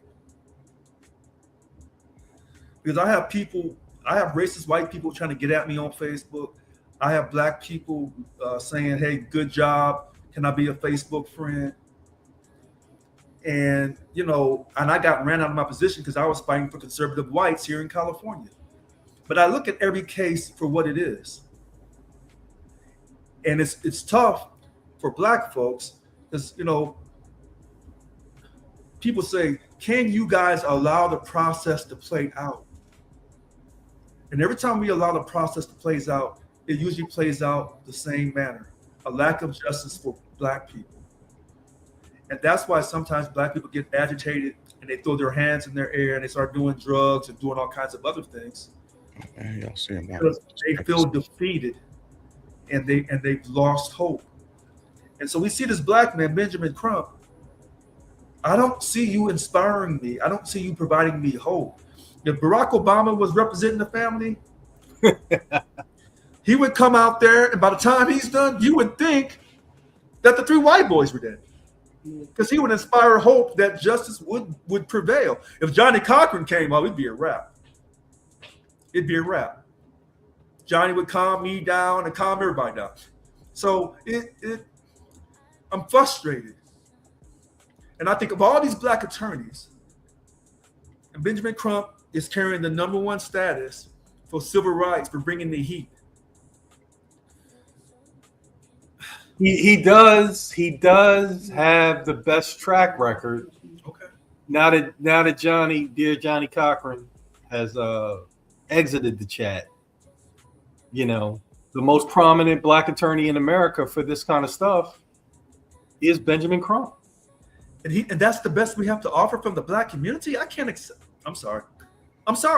Look, Lynn, I can argue with you, and I want to see your ass up there representing the black community on this situation. I'm sorry. Listen. That's not the best. When I would see sometimes the black models in the Miss USA or Miss Universe, and I say, hold on a second, that's the dark skinned That's sister. the best you got. We got girls. No, I'm kidding. Mr. Glass, I can go to O'Fallon Park and grab Yikes. Right. And look, Lynn, ask Stephanie. I can go to O'Fallon Park on Sunday and grab a whole handful. Shake 2 trees. That's it. To the pitch black and everything. They just come falling out the tree. Yeah. Pistols and all. So when I see Benjamin Crump, I said, okay, he got his law degree. I don't have a law degree. Can't tell him shit. He passed the state bar. Okay, I ain't passed no state bar. So he's handling it. But you know what else? You know what else he is? He's courageous. And that's what some of the best folks in any field, any whatever. Because when you look at the richest man in the world is missing a red nose and some shoes. Yikes. But he is courageous. And when you inject courage into the formula, people like, they don't even want to. Yeah, they don't even want to try to mess with him because, and I'll say that about our president. He is courageous. He is doing stuff that people are like, what? Like, who was joking? Wanda Sykes, we were watching her the other night. She said even racists was like, wait a minute. That's too much. Hold on. Hold up.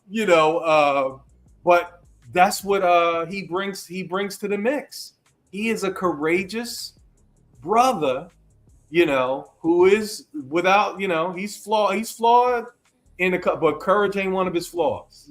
And he will go up against anybody, anytime, any day. And 9 times out of 10, he is the best attorney in the room. I'm going to have to respectfully disagree on the part about him. Because you know what, Richard? You know what a lot of black baseball players said about Jackie Robinson? He wasn't the best. He wasn't the best. Yeah. But, and this is where I parallel him with Obama. Okay. Because somebody said this the other day, I think it was Michelle, that he never popped off.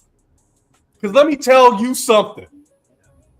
Had I been given the State of the Union and somebody stood up in that room, pointed at me and called me a liar, let me tell you, I don't see it a lot in American movies, but I see it a lot in Asian movies where the person that you just talked to gets right up to your ear and says, say it again. Yeah. And you just watch that person shrink. I never once saw Obama, not once in 8 years, pop off with the brother energy that he had every right to pop off with. He got in the face of blatant disrespect. He got red in the face one time. They got on his nerves. I can't remember the exact time, but he got red in the face. But did he pop off? No. That's all I'm saying. No. You can't break him. Look, some black people, and the same thing. My point is, same thing with Jackie Robinson. Right. Jackie wasn't the best baseball player, but though Branch Rickey, when he put him in that spot, he put him in there because he believed that he wouldn't pop off. And even then, he had his moments. But So- I would have went upside, especially the Phillies manager. When I saw 42, I was like, oh hell, but this dude's still alive? Let me go find him. But wait. Oh, You got a great. You make a great point. All right. That's what Trump represents to me. No. That he is Jackie Robinson of Black. I don't see him nowhere near that type of thing. I don't hate Benjamin Trump, and I'm having to defend him on Facebook against racist white people, which I don't mind doing. I don't mind doing that. All right. Let's see how the funeral goes. Right. And I remind racist white folks that they created Ben Crump. Yep. He was a need. You created him.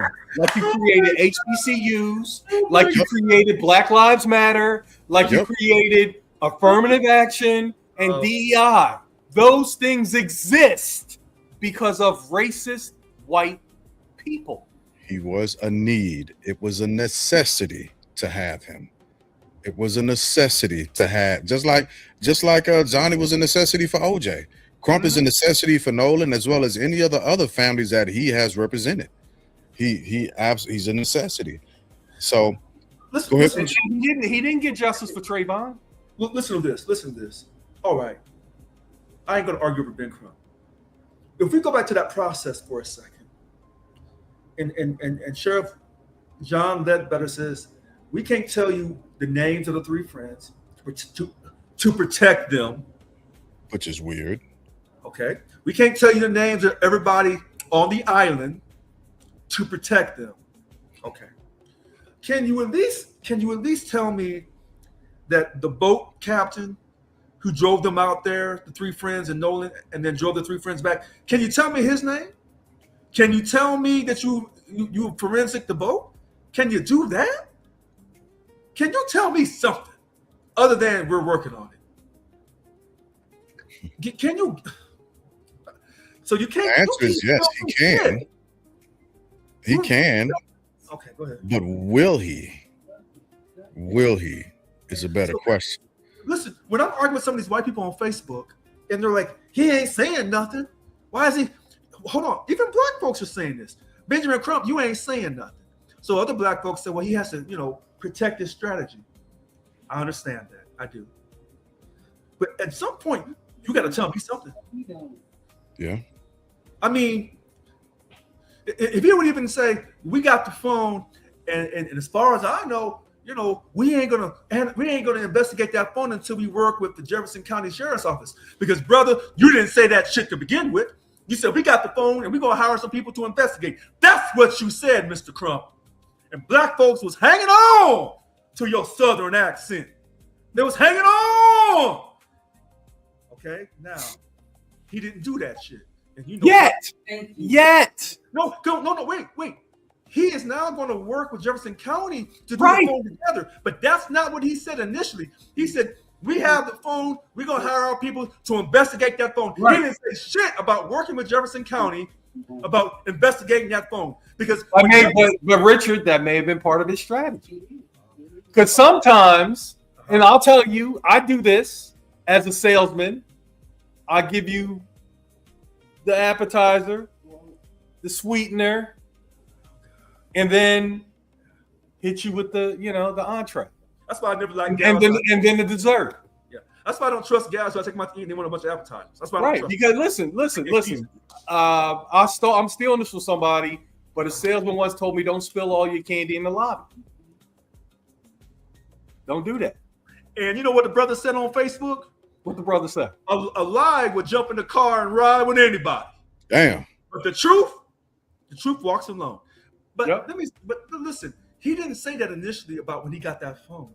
Listen, even Christine Wisely was smart enough when she got that phone back from Tashima, and they was allegedly, Sheriff John Ledbetter was like, yeah, we need that phone because we don't have no evidence of Sheriff John Ledbetter saying, well, she has the phone now. We need it, and we've asked her for it. She doesn't want to turn it in. She's hindering our investigation. I didn't hear him say shit like that. And she was smart enough to not give that phone to them. You should have been downloading. You should have called some young buck. Oh, well, listen. We already know her and her sister, because she admitted they have gone through the phone. Yeah. Good. And so let me. But now that leaves the door open for Ledbetter to say what? Tampering. There's stuff missing. There's information that we don't have access to. We went into the deleted files, and the deleted files were deleted. All that is now up for grabs. Okay. So does that would if they do that, are they potentially putting themselves in a situation like Fonnie Willis, to where they can end up jeopardizing the case? No. Yeah. Yes. In my opinion, yes. Because Sheriff John Ledbetter never went on camera and said, we requested her to bring us that phone and she wouldn't do it. He never said that. Do you have to? If it's a piece of evidence that is going to be submitted to the court, if there's information that's going to be submitted to the court, you know what? I see what you're saying. Richard, Ledbetter is playing the no foul play angle. Yeah. If there's no foul play, do I need to see a phone? If somebody drowned, do I need their cell phone?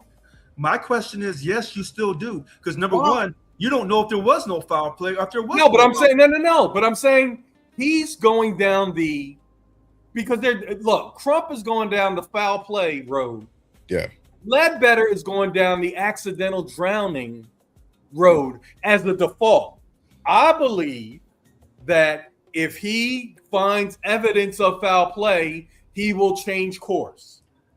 And unfortunately, a percentage of Black America does not trust him in the process because of what Judge Ashley Cole has already jumped in. Listen, absolutely. Now, hold on. I can't remember the Black person who did this. A Black person, African American, has filed a complaint with the Mississippi Law Board. Because I filed complaints on the lawyer I had here in California. Mm-hmm. They filed a complaint about her interfering with this case. I saw that. And when I was talking about the Confederacy and that post that I sent y'all, and I was going off, somebody responded and said, well, hey, Richard, you failed to mention that Confederate flag that was in the background in her office. That shouldn't have been there. Because really, she's got a flag in her office. See, this is why I wanted you. I was hoping that you would have put the post in the group chat. You put the verbiage in there, but I wanted to go to the link and see everything. No, I sent you the Facebook post. No, you sent me the word, but the link to the post. Hyperlink. To click on it and go to Facebook and read everything. I know your technology challenge. Okay. So that first here, let me make sure I say this right. But you got the words, which was the most important part. Here it is. It's the very first post that she did. Say her name real quick for me. Judge Ashley Cole. ASHLEE. Judge Ashley Cole. Her first statement released on July 7th, 2026. Because she's saying, I'm a judge, this is what it is. And she's standing, got blonde hair. Look, now, look, I ain't gonna knock her. The white woman looks good. Yes. Let's call it what it is now. Because that worried the shit out of me. If she had been some overweight, ugly looking white woman, hold on now. That's the kind of white woman that can be judged that Donald Trump's 1, 2. Not his type or his type? No. That could be his fourth future wife, I think. Yeah, that's his type. Got it. Hell yes. Okay. Because he just paid a woman $5 million this week that wasn't his type. But he mistaked for being his wife. Take the victory. I just can't do it. All right. So there's a Confederate flag in the background. 2021 or 2022, and I didn't know this, Mississippi went away from the Confederate flag. They have a new flag. Yeah. So what flag are you? What flag the running back that Jay Glass was talking about impacted that. The who? There was a running back at Ole Miss. Ole Miss. Oh, he wasn't going to run. Okay. So they changed the flag. Changed the flag. Like I just saw the ESPYs, they gave out the Arthur Ashe award to somebody, And one of the things Arthur Ashe did when he played tennis in South Africa, he said, if you don't allow the blacks and the whites to sit together, I'm not going to play. And guess what? For the first time ever, black people and white people sat together to watch Arthur Ashe play tennis in South Africa. That was the power of Arthur Ashe. Courage. That's what I'm talking about. Wait a minute. Because if he leaves, he ain't getting paid. Hold on. So when you say Arthur Ashe, Yeah, or Jackie Robinson, I hear you. I can't put Benjamin Crump in that category, but that's just me. Other black people will, and that's fine. But as far as lawyers in that space go, right, he's at the top of the list. Okay. Now there's another dude who's right under him, Merritt. His first name is Merritt. I forget his last name. Because there's a black man there's a black man that's doing all this commenting on Facebook. He got ran out of Mississippi. They ran him out of there. He was a judge. Yeah. He's related to Wesley Moore, in Maryland. All I'm saying is, Judge Ashley Cole, you got that Confederate flag behind you. That sends me a message how you get down. So you keep talking about the process. This is why so many black folks, 50% or is it 75% in America, don't trust the process, particularly in Mississippi, in southern Mississippi. Yeah. So when I have people on this Facebook coming at me saying, "Oh, you're from California," hey, hold on a second. No, I'm from Missouri. I'm from the South, just like you. Don't run it. Don't Midwest. So Missouri will never be the South. 1820, Missouri was the last state to enter the Union as a slave state. Let me move on. All right, let me move on. Facts. We move on. So we got cotton fields down in southern Missouri where slaves worked, and slaves also worked in St. Louis and Franklin County. And the people. Let me calm down. Yeah, we got to hold on. Listen, didn't they have slaves up north? Yep. Yes. So slavery doesn't make your geography so. Missouri, and I love Missouri because my wife is from Missouri. Okay, can't argue that. Is in the Midwest. Yes, it's the central-most located state in America. All right, look, I'll compromise with you. It is the southernmost Midwestern state. How about that? So when you hold on, let's go back to the Confederate flag. Hold on, y'all laughing. When you count the stars on that Confederate flag, it's 13.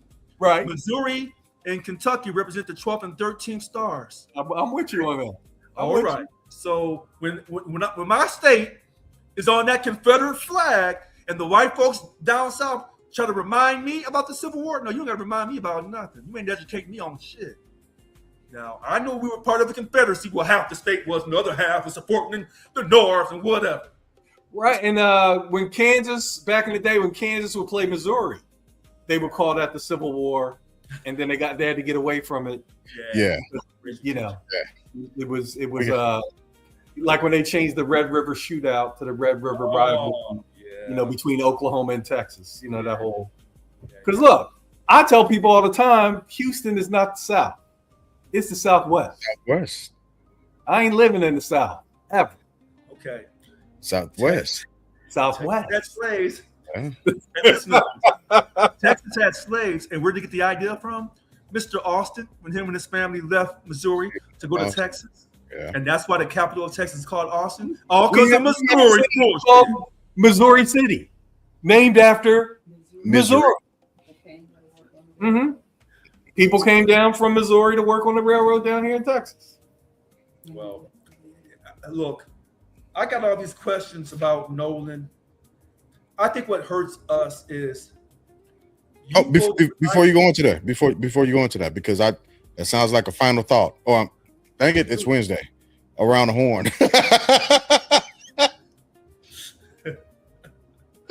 Jeez.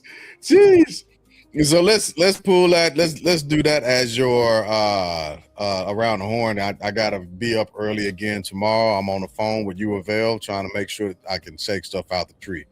So we'll do that as your actual around the horn, Rich, and it's on you. All right. So today is July 15th, 2026. We don't have all the evidence in on this case with Nolan X Wells that was found missing or became missing on July 4th, 2026. Nobody knows the exact time, Body discovered at 8:56 July 6th by the Rangers, the park rangers on the federal island. No one knows for sure if that first autopsy from Mississippi said he was waterlogged or if he had water in the lungs. Nobody knows for sure that I'm aware of. I haven't seen that autopsy posted. The independent autopsy is done. Has it been posted? I guess Mr. Crump is using his legal strategy. Okay. To me, everybody, including those 3 friends, should be a suspect. Yep. We should have some type of information where Jefferson County has investigated these people, or at least told us the name of the boat captain. There was underage drinking and drugs being used. Somehow that just gets overlooked. So who gave these young people all this alcohol because they were under 21? No one knows. Who supplied the drugs? No one knows. But you can best believe that there have been 3 black boys in Mary Sue. Every black boy within the 100-mile radius would have been arrested in the state of Mississippi. And the process would have moved along quite quickly, and you would have known every single day from Sheriff John Ledbetter that we got Richard and we got Jalen and we got Tyrone and Keyshawn, and this is what they said. We don't believe them, and we're going to indict their black asses. With that being said, July 20th, 2026. The funeral. Again, I want to know if the casket is open or closed. Is the body in the casket or not? And why not? If the casket is open and I can see his face and I don't see a whole lot of damage like Emmett Till, then I'm good. If you have a closed casket, then I don't think the body's in the casket. And now the conspiracy runs off on that. Why is the body not in that casket? Why is it closed? Well, we want to protect the family. Okay, by protecting the family, now black people are even more upset. Some black people. Finally, I end with this. Black Caucus, where you at? Now, I saw Jasmine Crockett. Yep. I saw what she said. She's consistent. But where you at, Black Caucus? In fact, where the good white people across America at? Where's the Democratic Party? Where you at? Where's the ACLU? Where's the good Jews of America? Because we lost some Jewish brothers and a black boy down in Mississippi. See, people keep forgetting all this nonsense.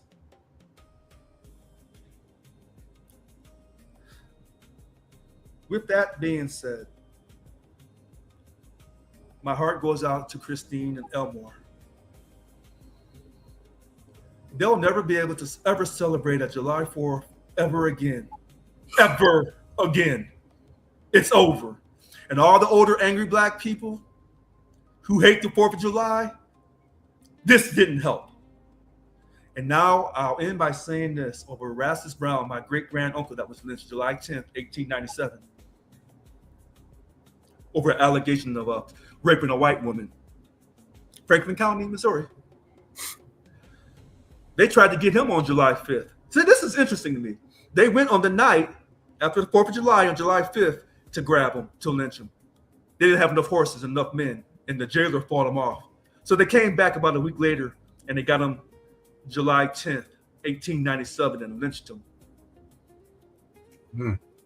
So sometimes if I come across a little overdramatic, I'm a little sensitive, I'm a little angry, I got my own situations with the court system, criminal and civil, and I sound like some of these other black folks who completely lost their mind, well, then I apologize. I just don't trust the system. And every time I have a 4th of July and I see y'all, and I said y'all, so they know I'm from the South. I see y'all, and we talk about the 4th, and we barbecuing and eating pork and whatever else we eating. But Christine and Elmore and their family, Nolan X Wells, thank you for your time. I can dig it. On you. I heard Steph in the background. So, hey, Steph. I hope you're feeling better soon. But it's on you, Lynn. All right. So, we talked about many, many different outcomes.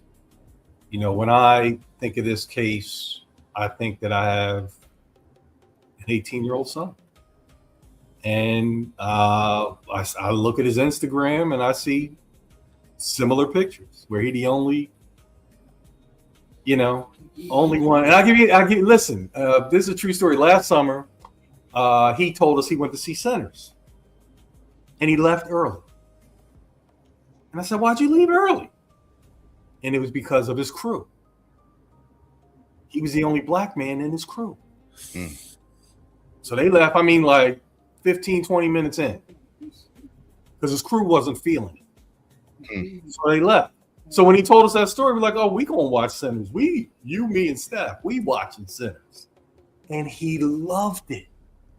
He absolutely loved the movie. And I told him, I said, this is what you walked out on due to peer pressure. Because if I'd have paid for the ticket, once again, y'all can leave me at the theater. I'm watching this movie. But that's me. I'm built different. So I'm hopeful for an outcome that says this was a tragic accident. That's what I'm hopeful for. Because if it is foul play, and I put myself as the father of an 18-year-old, the reason why I want tragic accident is because I know I would be going to prison. Because I'm putting out my own justice on whoever it is that took my 18-year-old son's life. And I don't want to go to prison, but I will go for that. For somebody murdering my child. Hopefully, if I can get a good enough defense attorney, I won't go to jail even under those circumstances. It'll be justifiable homicide. But that's what I'm hoping for. I'm hoping that in the future, because I've become more hopeful. I used to be a dude that I never believed there would be an Obama. I didn't believe he could win. And I remember when they had these whispers about Colin Powell. You know why Colin didn't run? The wife. Wife wouldn't let him. So he had to make a choice. President of the United States or my loving wife? Right. And I'll tell you, he chose wisely. Absolutely. But Obama came up similar circumstance. And I appreciate and love the fact that he had the courage. And there are so many assassination attempts that didn't get off the ground during his presidency that we have no clue about. They could fill a book. He had the Secret Service working overtime for him and the wife and the kids because they were all black in a house that a lot of people had a problem with them living in. So my hope for my great nation is that when these things happen in the future, and they will happen, we can say, well, the immediate conclusion was, well, I don't think it was racial. We're not there yet. We're not. And I'm just thinking of a story. I got in trouble when I was at my old corporate job. I showed some movie clips that had profanity and some other stuff in them. And when the top person in the HR in my company, who was a black woman who I had a good relationship with, Carolyn Green, when she was doing her investigation, the two HR women in the room kept describing me. And you know what she kept saying? No, you're talking about Lynn Medeiros. I know it wasn't him. So we got four other suspects. And they kept saying, no, he's tall, he's light-skinned, he wears glasses, he's young, She says, no, you're talking about Lynn Medeiros. That is not the right person. And I'm on the phone with Carolyn and she's telling me this. And I'm just like, ooh, she was riding for me hard. And I had to say, Carolyn, it was me. She refused to believe it was me until I told her. This is the top HR person in the company because she called me to reprimand me. But she told me the story, how when she was doing her investigation, they kept describing me. I was the youngest. I was the tallest. I was, whatever. And I told her, I said, it was me. I did it. And I had to write a letter to everybody that was in attendance at that meeting. And that letter became a great joke in the company. But I did it. And that's what I want for this country. When stuff like this happens, we don't go to race first. We don't go to race second. Race it won't be an afterthought ever. But I want it to be afterthought adjacent. That's my wish for these wonderful United States. Because for me, this country is like family. And you already know family is dysfunctional. Mm-hmm. As a rule. There are no perfect families, but there's some very, good family situations. But most families got some dysfunction in there. That's this country. And we have that, like Richard says all the time, racism is woven into the foundation of our country. And, of the world. I think you saw my post where 47 of the 48 World Cup teams had at least one black player. Guess who did it? Argentina. Guess who was one of the three countries? Guess who was one of the three countries that said slavery wasn't a big deal? Argentina, Israel, and our dysfunctional nation. Yep. You know why? Because it's woven into the fabric of our foundation. But you asked me to trust the World Cup, and now Argentina's back in the World Cup final. Well, aren't they? If you saw it today, they earned that. Okay. Yeah. And I was pulling for England. Imagine that. My original oppressor. I'm pulling for them.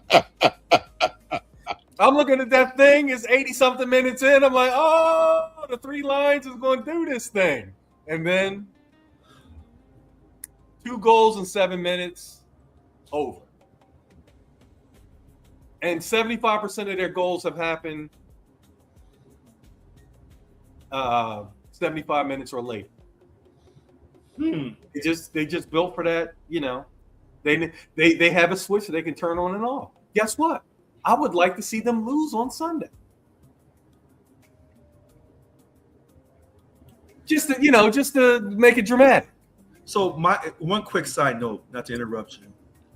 No, I'm done. Because with the World Cup, not to get off Nolan X Wells.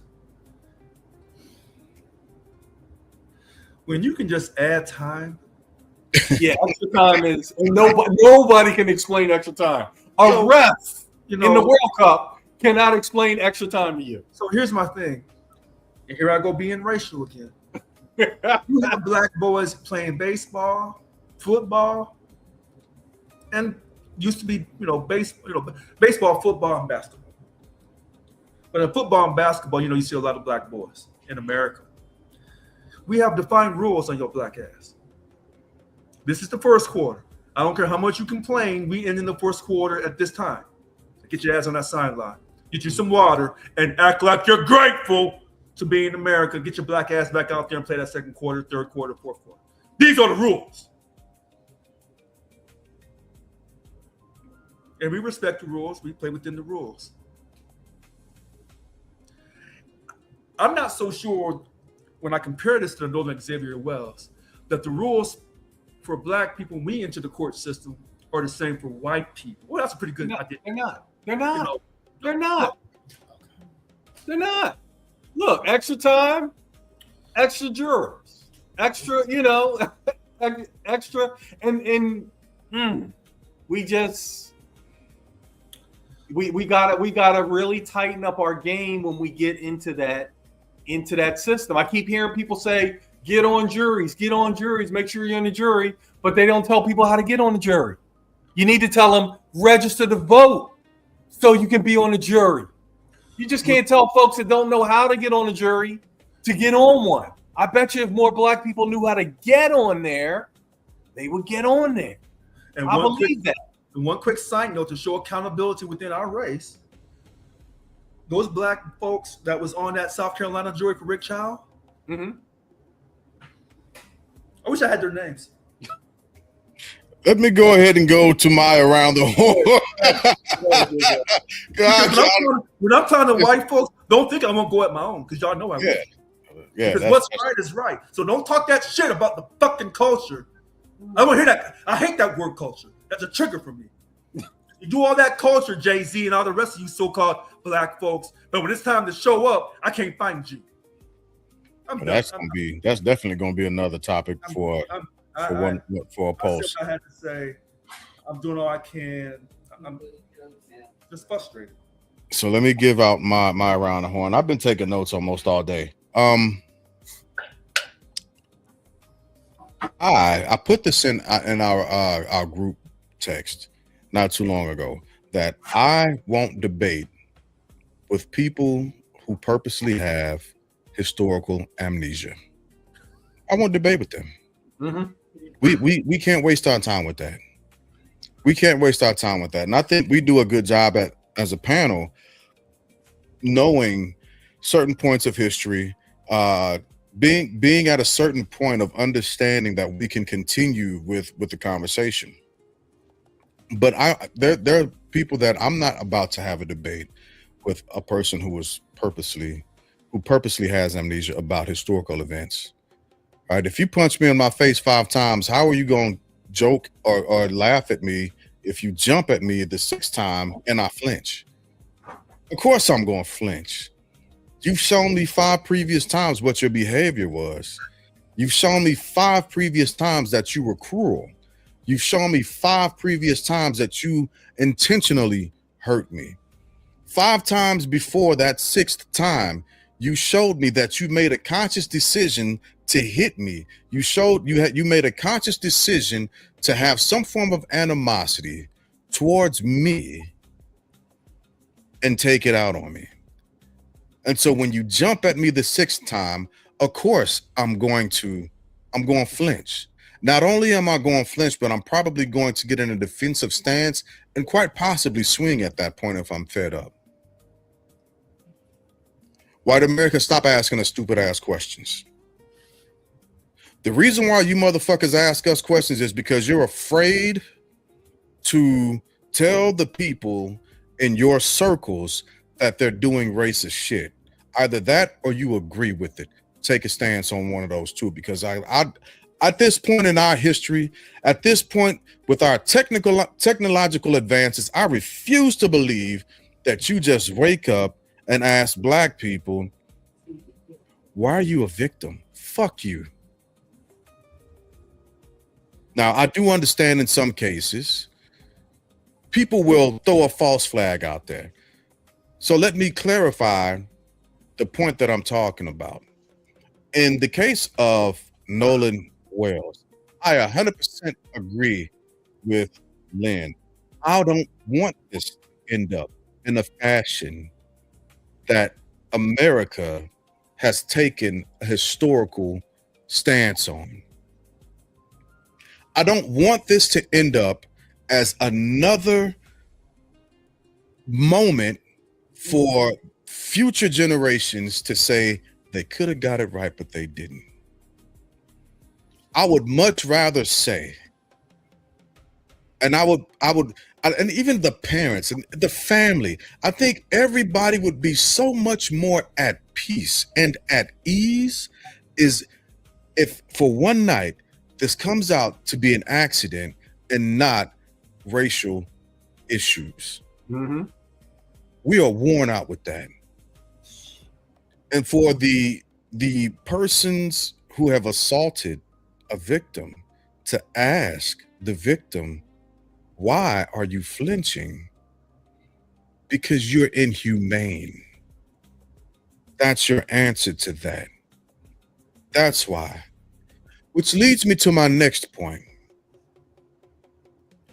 You're removing your safeguards. This goes to the point of ICE and the atrocious actions that they've committed to, with a reminder that your people voted for this, because I told somebody that I was going to make sure I reminded them of that. I will remind you all of this until the cows come home. We warned you not to vote the way you did. You made a song for this motherfucker. 2 gentlemen lost their lives. Matter of 2 humans lost their lives. And the playbook for Trump and his administration starts over again. Did you all not know that there is literally in black and white a playbook to spin societies up as well as to suppress them and to starve them out? If a society begins to try to overrun the government, they know how to begin to put that down. And one of those methods is starving you. And by the way, I just want to let the American public know that. But don't remove your safeguards. There's a reason why stairwells have banisters on the side of them when you're walking up and down, right? And it's so that we don't trip when we're going up and down those steps. It mitigates the risk for hurting oneself, as it were, right? The banisters, it's something simple. It's just a rail, right? It's a safeguard. You walk, you hold it sometimes you don't. If you don't have it, what happens? You increase the probability of hurting yourself. You're killing children, America. You're removing your safeguards. Do you know what a man will resort to once he no longer has a reason not to harm somebody else? Do you know the lengths that a mother will go to and through after she has nothing else to protect? You're removing your safeguards. We're not asking you to stop killing our kids just because we love them. We're asking you because you're about to get yourselves fucked up. When you put people in a place of hopelessness, you have no more hope. Not just on one side, but on both. So y'all better start reading the art. And I'm not talking to my panelists, of course. I'm talking to regular Americans who, generally speaking, let me not even say that. I'm not going to talk about the intelligence levels because I know that'll get us to a whole nother conversation. But read The Art of War. You never put an opposing armies back against an ocean. They have nothing left to fight for. They're going to fight all out. They will fight to the last man standing. You've put their backs up against the ocean. They're not going to drown themselves. You got to kill them at that point. You ain't got no other choice. And what you've done, if you've turned a group of people who would have once been somewhat docile, or you could have negotiated with them, you've put them in a position of survival. If you've never seen how people react when they're in a position of survival, I don't recommend you get there. That's the first thing. Don't put people in a position of survival. Stop removing your guardrails, your safety rails. For the love of humanity, stop killing my babies. Because I'm gonna tell you now, there's a lot of people walking around this world right now unscathed because of 4 people: Gabrielle, Seraphine, Alanya, and James Glass III. If I didn't have my kids in my life and I had nothing else to live for, it would have been a lot of fucked up people, and I would have been okay with that. I would have taken those consequences, like Lynn was saying. Leave these kids alone. Leave people's kids alone. While you're at it and you're leaving our children alone, leave our women alone. If you have a beef with a people and you claim to be a warrior, find the warriors of that group of people and fight them. Fight them. Don't be a coward. Be courageous. I see what you did there. And that's my around the horn for the evening, gentlemen. Well done, sir. Well done. Look, Thank you. Jay Glass, anyone ever tell you how articulate you are? How well spoken? A little bit sometimes, but I don't really. Messing with you. I'm messing with you. Hey, Look, when Colin Powell was thinking about running, that was the number one comment. He's so Yep. articulate. So He's articulate. well spoken. But you know what? He don't get credit for that. Because if No. you know his mom and daddy, he didn't have a choice. I really didn't. He But did. I have asked people after they've said Oh, that. Jay Glass Senior was that dude? He's Oh, a he's- preacher. Yeah, he's a preacher. And his mama was an evangelist. So you tell me what I choice did he have? have a choice. He didn't have no But- choice. Steph said you Martin Luther King adjacent. I'll accept that. I'll accept that. But I have had people say, you know, people of a different persuasion, you're so articulate. My response was, well, what do you expect? Yeah, yeah, Hey, but wait. But Lynn, yes. you have a person. Remember, I had an ex-wife. All right, look. If you have a person who has crooked teeth, and then you have another person that has good teeth, and they get married, the baby's got a fighting chance. But two crooked teeth people can't produce no baby with no good teeth. Okay, so in his case, you had two expert talkers, not just talking, just conversational. They can get in front of a congregation or an audience, Right. and go to work. He didn't have a choice. That's why I hear him talk, and everybody, oh, he's so impressive. I'm like, he sounds like Cat. Hey, but we gotta leave it there, good people. As always, we absolutely appreciate y'all's participation. I gotta get up early. I've knocked out another hurdle in starting classes. I've gotten my acceptance letter from the college that I'm about to be attending. So now I gotta Go Cardinals. Yep. I gotta start drilling down and getting Navi, you're late. Getting into the classes.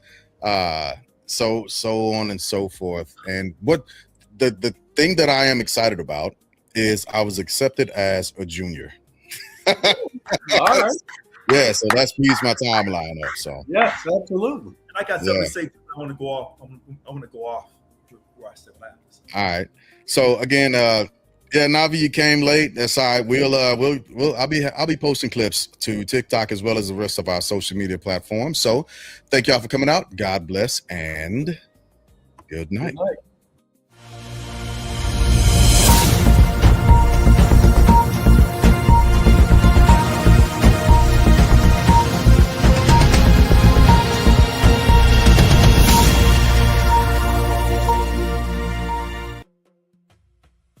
Was it as good as mine?